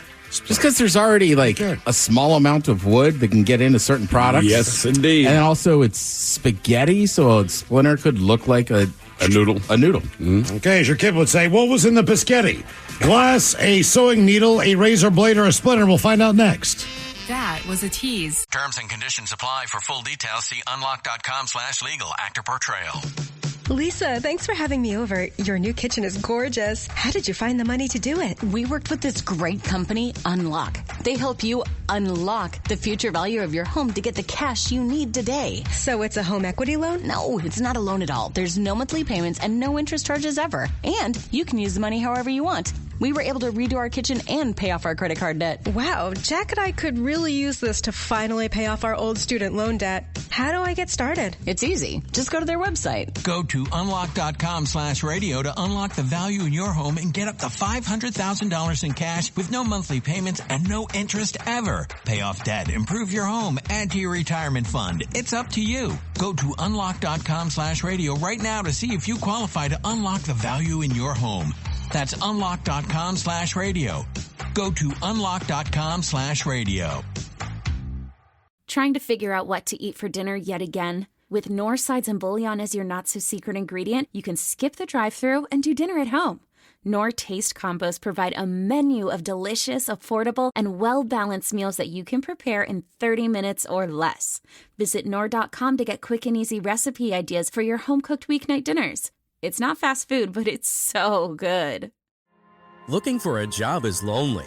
Endless searching, phone calls that go nowhere, applications that vanish into thin air. What if you could link with dozens of local companies who are hiring right now with just one connection? That's Express Employment Professionals. Find us at expresspros.com. One connection, endless opportunities, and no fees ever for job seekers. Express Employment Professionals. expresspros.com. I think of an entrepreneur as someone who makes things happen for themselves. Yeah. That's it. So you don't have to own your own practice necessarily, or own a small business or a large business to identify with either the word entrepreneur or the tenets of entrepreneurship. To me, an entrepreneur is someone who sees doors where other people see walls. Dental Soundbites, created for dentists by dentists. This is so good. Oh my gosh. I feel like we just jumped straight in. Dental Soundbites. Listen now wherever you get your podcasts. 99.9 KISW. We return to the men's room with Miles and Thrill. All right, categories by me on profile this. We got a mom who bought her kid there a supermarket microwave spaghetti dinner. The daughter doing her thing, going through the food and realized there was something in the food, the spaghetti. Question is, was it glass, a sewing needle, a razor blade, or a splinter? And, Jack, that is the very question that we posed to you. Let us start with the Miles Montgomery. You went with the razor blade. It was not a razor blade. You sick bastard. Jack, you went with glass, which makes sense. You hear that probably more than anything. It was not glass. That leaves the Ted Smith feeling good about himself, bumping the old splinter. No way. It was a sewing needle. How does that get in spaghetti? That in a microwavable, pre-packaged spaghetti meal that they're buying at a grocery store. That's what the mom is trying to figure out. All the Olympics are underway, and time for day 2 of the Dumb Olympics between the Daily Mix Morning Show and the men's room. Day 2, I believe, is batting cages, Mike, if I'm not mistaken. That is correct. We step into the batting cages for day number 2 of the Daily Mix Show, Dumb Olympics. The excitement is remarkable. The sweat is extra musky. And they're trying real hard. From Tukwila, Washington, this is the first ever Summer Dumb Olympics. Featuring the men's room versus the Daily Migs Show. Yeah. All right, we're only one down after the go-kart races. Still questionable. How are we not on Peacock or NBC? We should. How do they deny the dumb? Because we are up at KISW on Facebook, on Instagram. Correct. All those wonderful platforms, Steve. That's why. We don't need them. We don't need the NBC. Yes, that's exactly right. So day 2, I feel like we have a better shot today as far as the batting cages are concerned. Day 2 of the first official KISW Dumb Olympics. You are correct, Miles. The Rock's most elite descended upon Family Fun Center, Tukwila. This time to take part in the batting cages competition. Competitors would need to don the proper gear, step into the batter's box, and basically just try to make contact with as many balls as possible. We stepped into the slow pitch speed of about 40 miles per hour, which proved to be plenty fast. Yeah, about 40. Plenty fast for most of us. And after a disappointing day 1 for Team Men's Room, we are ready to find our stride with the batting cages. But little did we know that there would be a completely accurate prediction of how the batting cage event would go. We listen in. All right, today's competition is the batting cage. Whoever can get the most hits. I'm here with who I think is the odds-on favorite, D. Ted Smith. Yes, sir. Yes, sir. How you feeling about this? Slow baseball. I feel confident. I should be able to hit this. All right, so I think you're coming in first. Who are you feeling about? Who's second? I thought Danny, but he just informed me he's never been to a batting cage in his life. I'm not putting my money on Danny at all. Ted Smith was the first one in the cage and set the standard high by not missing a single ball that was pitched his way in there, and most all contestants put up a good showing, but immediately following a perfect at-bat by the Ted Smith, 22 hits, by the way, was a rather dismal one by Danny V of Daily Migs, prompting an entirely different goal for most all contestants. We listen in again. So we went from D. Ted Smith, who did not miss a single pitch, hit every single one, and so far Danny has not hit a single ball. I guess it's harder than it looks. I mean, I wouldn't know. I hit him. Thrill, any advice for Danny right now who has not hit a single ball? No, he's going to make me look better than I am. I am so glad this is happening. How many balls do you think you're going to hit, Sarah? Dude, I better hit more than you, Danny, or I'm going to be very disappointed in myself. You can't hit Thrill, less. how you feeling out here, man? Better than Dan. That's my position right now. Sarah, how's Steve doing? You know, not great. Better than you, but that's not hard to do. Oh! Taryn, how's he doing? So far, he's the MVP of the Daily Mig Show, but that's just because he followed your performance. So. Yeah, thank you. Thank you. All right, Steve, you're fresh out the box. How you feeling out there? You know what? I hit the ball more than once. How do you feel with the rest of your team? You know, I'm glad that one of us got a hit. Now the pressure's on our friend Sarah over here. I think she'll get one. Hey! Better than Danny, she just yelled. Taryn, after watching all of this happen today, you're up next. Are you ready? Well, I just want to be better than you, Danny. I mean, everyone's going to be better than me at this point. It just became an entire slam fest against Danny V. I'm going to assume. He literally, keep in mind, Ted went first. And I want to say that thing spits out 40 pitches. All right. Oh, yeah. Ted hit 22 in a row. And just said, look, I'm getting tired, man. But he said, my hands were killing me. The next person up was Danny, and it was literally the exact opposite of Ted, where Ted connected with every single pitch. Danny hit zero. Didn't even hit them. No. Didn't even foul off. I mean, did not make contact. We lost day 1. So day 2. Correct. as far as results, I'm assuming that we won gold. So here's the thing. Danny would eventually walk back into the cages following the competition to redeem himself, making contact with a couple balls before finally calling it a day. None of it official. All right, I didn't know he did that. He did. He went back. Good on you, Danny. Well, we were inside slugging the beer at the time. Because you moved on to a different thing. If you've never done something before like that, not easy. No, not at all. Not at all. At the end of the day, the batting cage competition podium is as follows. Taking home the bronze for Team Daily Miggs, Steve Miggs comes in third. Standing on the silver second place podium, I am happy to announce I brought that medal home for Team Israel. Nice. But the big story is the one who took home the gold, undeniably the All right. There we go. Gold and silver. Stood tall on that first place podium to take home the gold and officially tie the standings between Daily Miggs and the men's room in the Dumb Olympics. We will be back tomorrow with more. I believe it's laser tag, but the morning show will have the official rundown and audio tomorrow morning at 7:20. And you'll definitely want to follow KISW on all social media as highlight videos of the events are being uploaded. And you're going to want to catch this one because Kanan did our boy Danny pretty dirty in that one. This is the Summer Dumb Olympics. Day 3, hopefully we'll catch up. Now for all TV news all time for TV Time with Ted. And now, because your pathetic life is confined to countless hours in front of a talking box, the Men's Room presents TV Time with Ted. For the record, I'm still shocked Danny had never been in a batting cage in his life. All right, let's talk some actual Summer Olympics. Did anybody... So, the Olympics are live, and there's prime time. Did anybody watch any of the prime time stuff last night? I watched a lot of the prime time last night. Just a quick caveat to this. So, my wife and I have very different sleeping schedules. So, a lot of times she'll fall asleep early, wake up late, and so she'll watch a lot of the big things they put on prime time live, okay? She's pretty cool about not telling me what happens, but I watched prime time last night. The one thing we realized is when you watch it live, like gymnastics was a big thing last night for men. And so if we say Miles Montgomery, this is the second Olympics, wants to redeem himself, then there's this 3-minute package where, and it's not that it's not interesting. It's not that. You know, you do learn a lot about your athletes, and that's kind of cool. My wife always says, when I watch it live, they say Miles Montgomery's up next. Miles is up next. And then Team China's up next. There's no, right? I like that. Because it's live. So the flip side. Right, the primetime show, right, is a produced show. But they do a good job. But as much as you want to get into the action, just know if you watch it live, there's a lot of other things going on with the other countries competing with the U.S. in whatever event. And I understand why they do it. But you do get to know the athletes. If you watch it live, you ain't going to learn anything about the athletes, but you'll see the competition as it happens. Correct. Right. So I've been doing kind of a mixture of both. Yeah. Last night, though, I was like, click on the prime time, and the gymnastics was on. You can't not watch it, dude.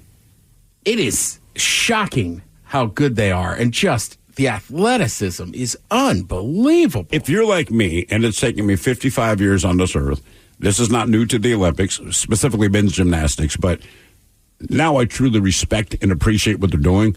Yeah. You know what I mean? And you look at what these, and I understand why they do point deductions and all that, but at the same time, you're like, look, if you're the worst Olympian in the Olympics, whatever the sport is, you are effing awesome. So I take my hat off to all these cats because I'm watching the things they do. I'm like, my God. Body strength is crazy. But that's a deduction. And I'm like, I get it.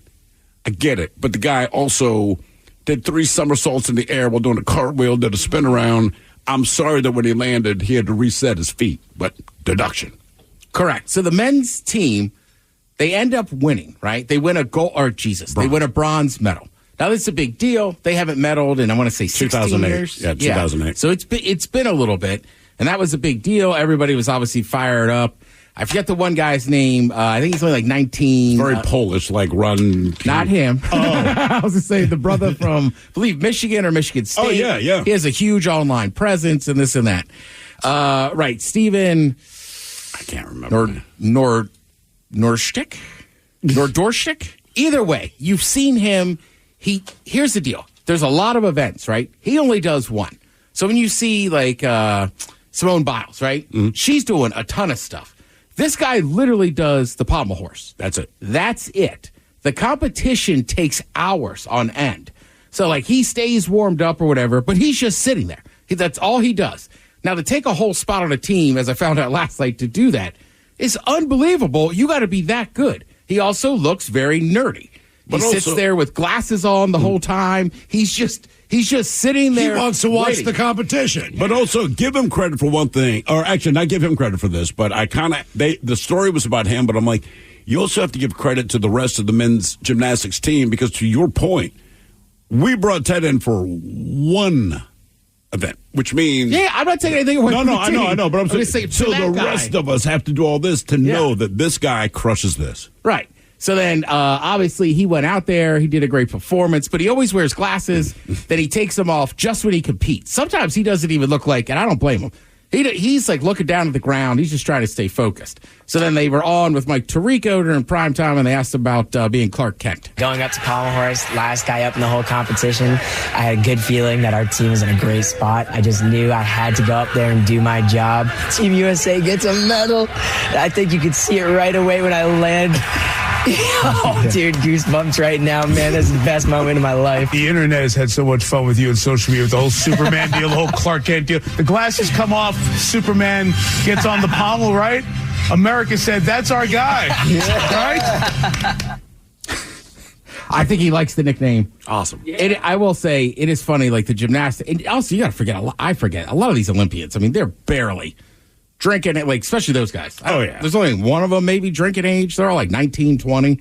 So obviously it's the biggest moment of their life. And frankly, like gymnastics just isn't that big of a sport in the United States. I think Livy Dunn down at LSU has helped. Sure. People follow her. They go to the matches. But like, if you're a gymnast, this is the Summer Olympics is the top. You're not going to get any bigger than that.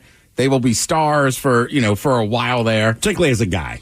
I mean, hell, we still know Mary Lou Retton. I was going to say, for female gymnastics, and look, they earned the right, and she helped move it along. But the brother you were talking about, he goes, look, man, I'm big on TikTok, but my goal is to put men's gymnastics out there. And again, it might depend on age, what you appreciate. Who knows? I never cared. And I didn't watch it because I was hoping we get the bronze. It wasn't that. I just watched it because I'm old enough to kind of appreciate it. Jesus Christ, what these guys do is freaking off the charts amazing, man. Yeah, I mean, it's unreal. The rings, everything else. And then, I don't know. First of all, let's just suspend reality. I have the body, the upper body strength that I'm doing that pommel horse. I mean, I don't know how the guy doesn't worry about just racking his stuff on there, man. I think they do. Yeah. And I think that's part of the motivation. Why he's so successful. You're right. That's why don't do this. That's why they keep their legs so tight together. Don't do that. I mean, it's crazy, man. The Retton family would walk into a bar in Morgantown where I grew up. And you're like, is she from there? Yeah. The older sister was a more accomplished gymnast, but Mary Lou went to the Olympics. There you go. So, like, her uncle was the most winning coach in West Virginia basketball history, which is kind of a big deal. Like, their whole family came from this thing. And then they shipped all those kids to Texas to the guy who got busted for whatever he was doing. Like the Romanian coach. Yeah, you know. But they all went there, and then they came back home, and they were they'd open up like a bagel shop or whatever. It's just, yeah, and you got to go to those Olympic centers and this and that. I mean, I know a lot of people, if you're a Sounders fan or whatever, you'd remember Kyle Beckerman. Played for years for Real Salt Lake. He was on the national team for a while, but I wrestled at DeMatha with his brother, and Kyle went to DeMatha for, a year or two? But he was so good at soccer, the national team was like, all right, we're moving him to Florida to train with us. Guys, the track team, I don't know if this is still true. When I was growing up, they went to Colorado Springs. Colorado Springs is still, that's the hub of all the Olympic sports. So if you're really good at wrestling, you'll go there. Like all that kind of stuff. Thin oxygen, believe it or not, is part of the reason they do it there. Right, that's why when boxers you can get through band. this, I mean, trust me, when you get to the regular stuff, you'll be all right. Let's see. You've probably seen Snoop Dogg. He's been everywhere at the Summer Olympics. Yeah. I do like, I don't know, some people might know this, you might not. A big thing for people that go to the Olympics is trading pins. And whether it's a pin from your country or for that thing or whatever. So Snoop, they made him some where he's exhaling smoke, but it's the Olympic rings. Yeah. And apparently that has become the hot item. You got to try to trade him for it. But he's obviously, he only has so many and he's going to be a little selective. It probably helps when, you're one of the top athletes. Oh, yeah. Also, it used to be Al Michaels, Bob Costas, and all these straight guys that were just, calling the sport. Mike Tirico does a great job. He does. But they've never done this with pop culture people. And it's cool. It is. And they actually do a good job. Yeah. I don't care if he's narrating a safari film from Africa or whatever. Like, Snoop Dogg is entertaining. Well, it helps, too, that they have Peacock. And you have networks to put these people on. Correct. Right? Because it used to be back in the day, you're right, you'd have kind of the guys that called it and stuff, but there's always like those pieces where it's like somebody from Good Morning America or whatever station it is. Colin Jost to do the surfing. Yeah. Right. He's out there from SNL. He hurt his legs in the coral, and then there was like ants inside of it. Like, I think he really messed up his foot. I did too. I do too. It just cries to me up like, you're not competing. Now, and and obviously, like, if somebody said, "Hey, we'll pay you to go to Tahiti to like cover that," like people would be on that in no time and would love it. So yeah, that's cool. You sending a message, Ted? What's that? You're sending a message. I mean, like, if you want to pay people, go to Tahiti. Yeah. You want to send me to Tahiti? I don't know what time. I'll get up at 6 a.m., 5 a.m. to do the afternoon show here.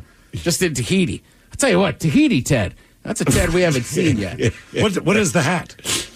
Ooh. You go on bucket, or you go more like traditional straw? Like a ring? Yeah, traditional straw, whatever. Palm leaves, whatever it is they're doing down there. Tahiti Ted. Tahiti Ted. I'd also have to learn to surf and invest in a lot of those shirts so I don't get sunburned. All right. We have the NFL season coming up. I know I've recommended it. Receiver on Netflix is pretty good. And if you're a Seahawks fan, I'm about almost done with the season. The Niners have been on fire. I think either tonight or tomorrow night I get to watch them cry when they lose in the Super Bowl, which is the only saving grace of that one. I also I had trouble sleeping last night. Plus, truthfully, I woke up in the middle of the night and started watching some Olympic stuff. Don't do it. I don't understand the shooting. I know they're air pistols, but like they have one eye closed or whatever. It looks like they're from the future. What is the event? I don't know. They have pistols and they have rifles, but they just stand there. And again, they're not actual firearms, right? Yeah. They're air pistols. But like there's like a little square that goes over one of their eyes, and it almost looks like a gun that like a steampunk guy would have. Really? Oh, and, yeah. Are they moving targets or just No, they're static? just stationary, and then they have like mixed doubles too, where it's like you get a guy shooter and a girl shooter. Okay. Like if you're watching, there's a lot of crazy stuff. And the woman who won it, she just walked up and went, pew, pew, pew, pew, pew, walked off with gold. She's a killer. I mean, it was just like, wow. Like she acted like she didn't care. Like it didn't matter. It was the Olympics. She just walked up, bang, bang, bang, bang, bang, and she was out. Yeah, and everybody learned a lesson there. Do not double cross her. Yes, exactly. Right? Ever. Like, sorry, whatever she said, you just go, sorry, honey. Yeah, my bad. Thank you, Tim. We appreciate it. You're listening to The Men's Room. Christy Pierce Rampone here, former member of the U.S. Women's National Soccer Team and 3-time gold medalist, 2-time World Cup champion, and part of the 99 team that won the Women's World Cup, igniting passion for soccer everywhere. And like Amazon Prime, I'm a lot of things beyond what I'm best known for. I'm a girl mom to 2 teenagers, a dog mom too, an entrepreneur, a TV commentator, and I use my Prime membership pretty much every day for so many things. I am known for being quick and crafty on the soccer field, and I am definitely crafty at home, especially digging in with the girls' school projects. And I rely on Amazon Prime to have what we need and get it to us with the speed I am used to. With every change of season, I love to decorate our home. And where do I get ideas and the goods? Prime, of course. Not to mention with all the great streaming options, it's a total gold medal experience. From streaming to shopping, it's on Prime. Visit Amazon.com/Prime to get more out of whatever you're into. That's Amazon.com/Prime. This episode is brought to you by Progressive Insurance. Whether you love true crime or comedy, celebrity interviews or news, you call the shots on what's in your podcast queue. And guess what? Now you can call them on your auto insurance too with the Name Your Price tool from Progressive.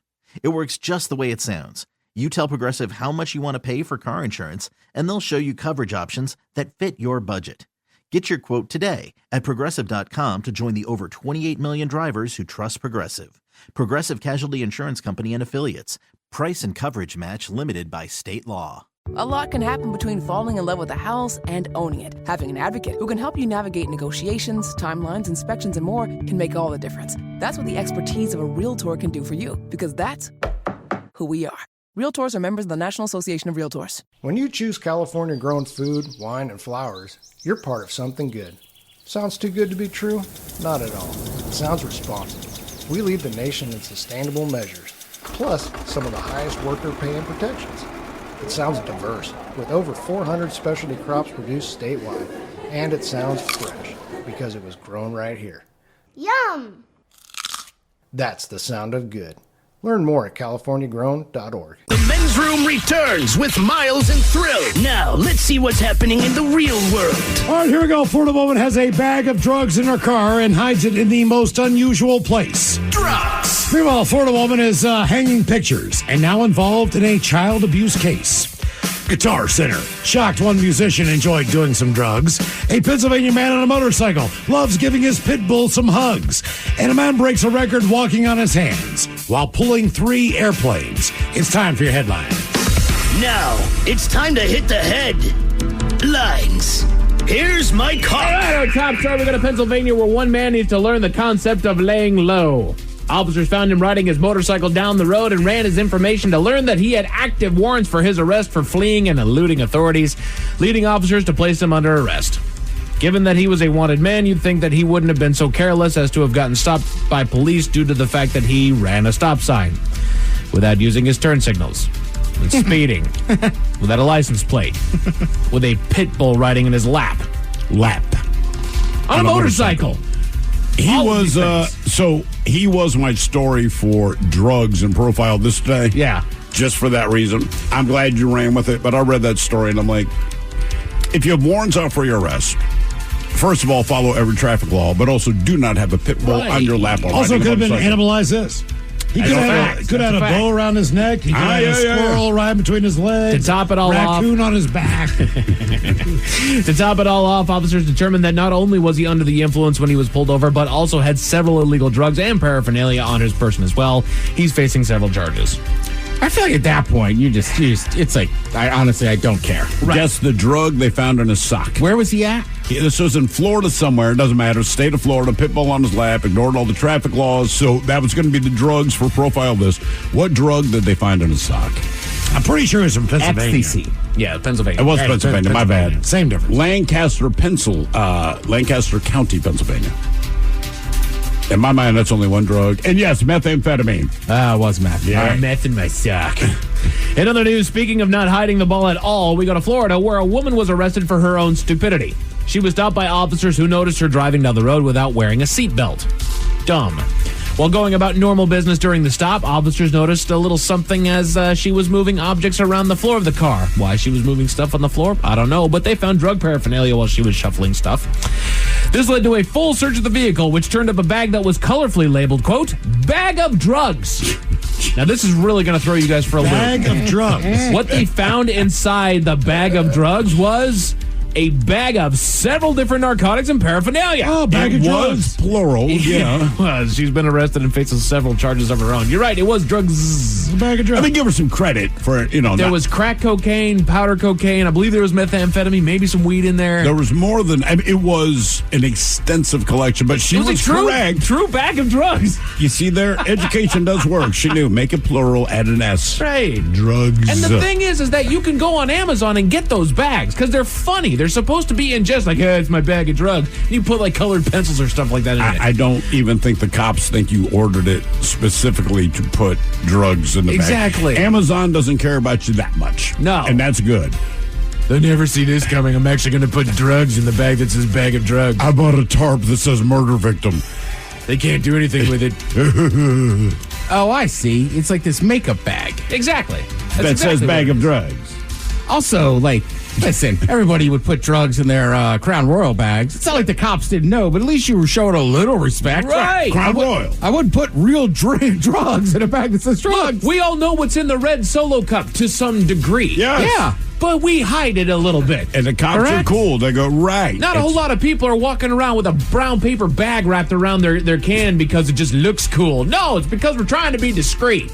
Yeah. And the cops give you that leeway. Like, we know what you're doing. Thank you for not. Well, not all of them do. It's obvious. I know, not all of them, but a lot of them. Square. Son, we know what you're doing, but thank you for covering up the obvious. There was one time, during the pandemic, we got real used to just walking around brown bagging it, and then a cop drove by us when we crossed the street, and I saw him just like pinwheel around, and I sprinted. Really? Oh, yeah. Oh, wow. I knew he was coming after me. Good for you, Mike. I like to hear those stories. Oh, man. We go to Georgia, where one of Thrill's favorite stores, Guitar Center. Employees called authorities after they were handing a box containing an amplifier and got a little suspicious. They searched inside the piece of equipment to find cocaine and methamphetamine stuffed inside. If that were me, it'd have been like, we found an amplifier full of meth. Musicians. They immediately called authorities. That's the day they became a metal band or punk band. That's right. 2-minute songs. Woo! They immediately called authorities, who seized the equipment and drugs, officially launching an investigation. They tell the media that there's a growing ring of drug shipments that are sent in boxes made to look as real as possible, sending the drugs through the mail to local businesses, quote unquote, with the return addresses being official businesses like this particular Guitar Center. Kind of smart that way. If things don't go according to plan, they don't give it right back to the doggone drug dealer. This one just managed to get returned to the store, which is what launched the investigation. Authorities are asking anyone with information to come forward. You'll know who it is. It can be like a bass player that rolls in like, I'm specifically interested in the 2x15 orange bass cab. Right. You're sitting ahead. No. Bass, no. Strings, no. A specific amp, man. That one right there. And just in case those stories left a bad taste in your mouth, thankfully, there's good news. Over in Italy, one man beat the odds to come back from serious injuries to test his might and break a world record. He's a former rugby player that was forced into early retirement following a string of injuries, most notably a bad back injury that had doctors saying that he would never play again. This inspired him to look to other athletic achievements, and he eventually trained up enough, called Guinness officials, and set the stage to pull not one, not two, but 3 small aircrafts. He pulled 3 small airplanes while walking on his hands. He successfully completed his task, but tells media that he's not done yet, knowing that he can someday work himself up to 4 and beat his own record. That is some serious core strength. No kidding, dude. It's serious. He's doing a handstand. He is. And he's pushing. Can you himself even forward. hold your own weight up on a handstand? No. See, if I'm strapped to those planes, I can. Because they're holding your legs. That's right. They're keeping Do you my remember when you were a balance. kid and you could do like the handstand on the wall? On the wall, push-ups and all that stuff? Oh, I've done push-ups on the wall. No, can't do that anymore. Try it tonight, folks. See how you do. Don't do that. Don't do that. Don't do it. Men's Room Sports, after a dismal loss to Boston last night, 14-7. The Mariners seek to recover position in the series and the wild card run in Game 2. That game already underway with Luis Castillo on the mound against an old friend of Seattle, the Big Maple, James Paxton. Glad to announce that he's already been pulled from the game. That game is over en route, and I'm just going to say this. I'm never sleeping on Boston. It is always great baseball between the Mariners and the Red Sox, other than the fact that the Mariners can't seem to beat them. But I'm just not sleeping on them. That's all I'm going to say there. As far as the new acquisitions that we made before the trade deadline, they've already had an impact in today's game. Yeah. They're looking good. Let's keep that fire going, guys. You've also got Olympic replays over on NBC and USA. As far as results, we can congratulate Simone Biles and the women's team for bringing home a 4th gold medal to the U.S., this one in gymnastics. With others added in, the U.S. is now up to 26 medals in total in the Paris Olympics. Well done to all those athletes. Just a word. Don't mess with Simone Biles. You ain't going to win. That's a fact, man. Period. That is a fact. As far as your weather, reaching a low of 62 tonight as the winds begin to push these clouds right on out. Expect more cloud cover tomorrow morning, but that'll break up in the afternoon to give us a partly clear sky with a high of 79. Perfect weather to crack an ice-cold Men's Room IPA from Black Raven Brewing. Yeah. From the text, we did find that it's at Rex Bar and Grill at Mount Vernon. That's Rex Bar and Grill in Mount Vernon. And then we also had another text that it's on in Safeway in Covington off of 272nd. You can actually find a comprehensive list of locations on the Men's Room page of KISW.com to find the location nearest you. And then it's it for your headlines. With that, Mike Hawk is out. Thank you, sir. Kevin Deers has your share of $100,000 coming up next. We'll see you tomorrow for the return of Who Sucks Less. Yes, indeed. It's all true. In the meantime, well, we'll be all about this bitch. But before we go, Ted, just so you know, they're starting a GoFundMe for Tahiti Ted.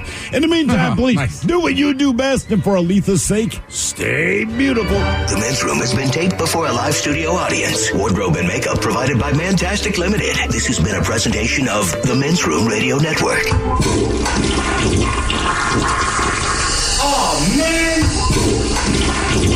A Double Flush production. Terms and conditions apply. For full details, see unlock.com/legal. Actor portrayal. Lisa, thanks for having me over. Your new kitchen is gorgeous. How did you find the money to do it? We worked with this great company, Unlock. They help you unlock the future value of your home to get the cash you need today. So it's a home equity loan? No, it's not a loan at all. There's no monthly payments and no interest charges ever. And you can use the money however you want. We were able to redo our kitchen and pay off our credit card debt. Wow, Jack and I could really use this to finally pay off our old student loan debt. How do I get started? It's easy. Just go to their website. Go to unlock.com/radio to unlock the value in your home and get up to $500,000 in cash with no monthly payments and no interest ever. Pay off debt, improve your home, add to your retirement fund. It's up to you. Go to unlock.com/radio right now to see if you qualify to unlock the value in your home. That's unlock.com/radio. Go to unlock.com/radio. Looking for a job is lonely. Endless searching, phone calls that go nowhere, applications that vanish into thin air. What if you could link with dozens of local companies who are hiring right now with just one connection? That's Express Employment Professionals. Find us at expresspros.com. One connection, endless opportunities, and no fees ever for job seekers. Express Employment Professionals. expresspros.com. For those in the market for flavor, there's Modelo Spiked Aguas Frescas, a flavorful drink that's a modern twist on a Mexican street classic with 4 vibrant and refreshing flavors. Pineapple, watermelon, hibiscus, and cucumber lime, made with a splash of real fruit juice. Modelo Spiked Aguas Frescas are perfect for any fiesta, small or big. Modelo Spiked Aguas Frescas, boldly authentic, vibrantly flavorful. Drink responsibly. Modelo Spiked Aguas Frescas flavored beers imported by Crown Imports, Chicago, Illinois. Hibiscus contains juice only for color. The Fremont Street Experience in fabulous downtown Las Vegas is home to over 100 amazing bars and restaurants and the world's ultimate zip line, Slotzilla. Be sure to check the calendar as Fremont Street Experience hosts Downtown Rocks, a free live concert series featuring top artists such as the All-American Rejects, Live, Smash Mouth, Gin Blossoms, Taking Back Sunday, and more. Go to VegasExperience.com to see the lineup and reserve your flight on Slotzilla, the world's ultimate zip line.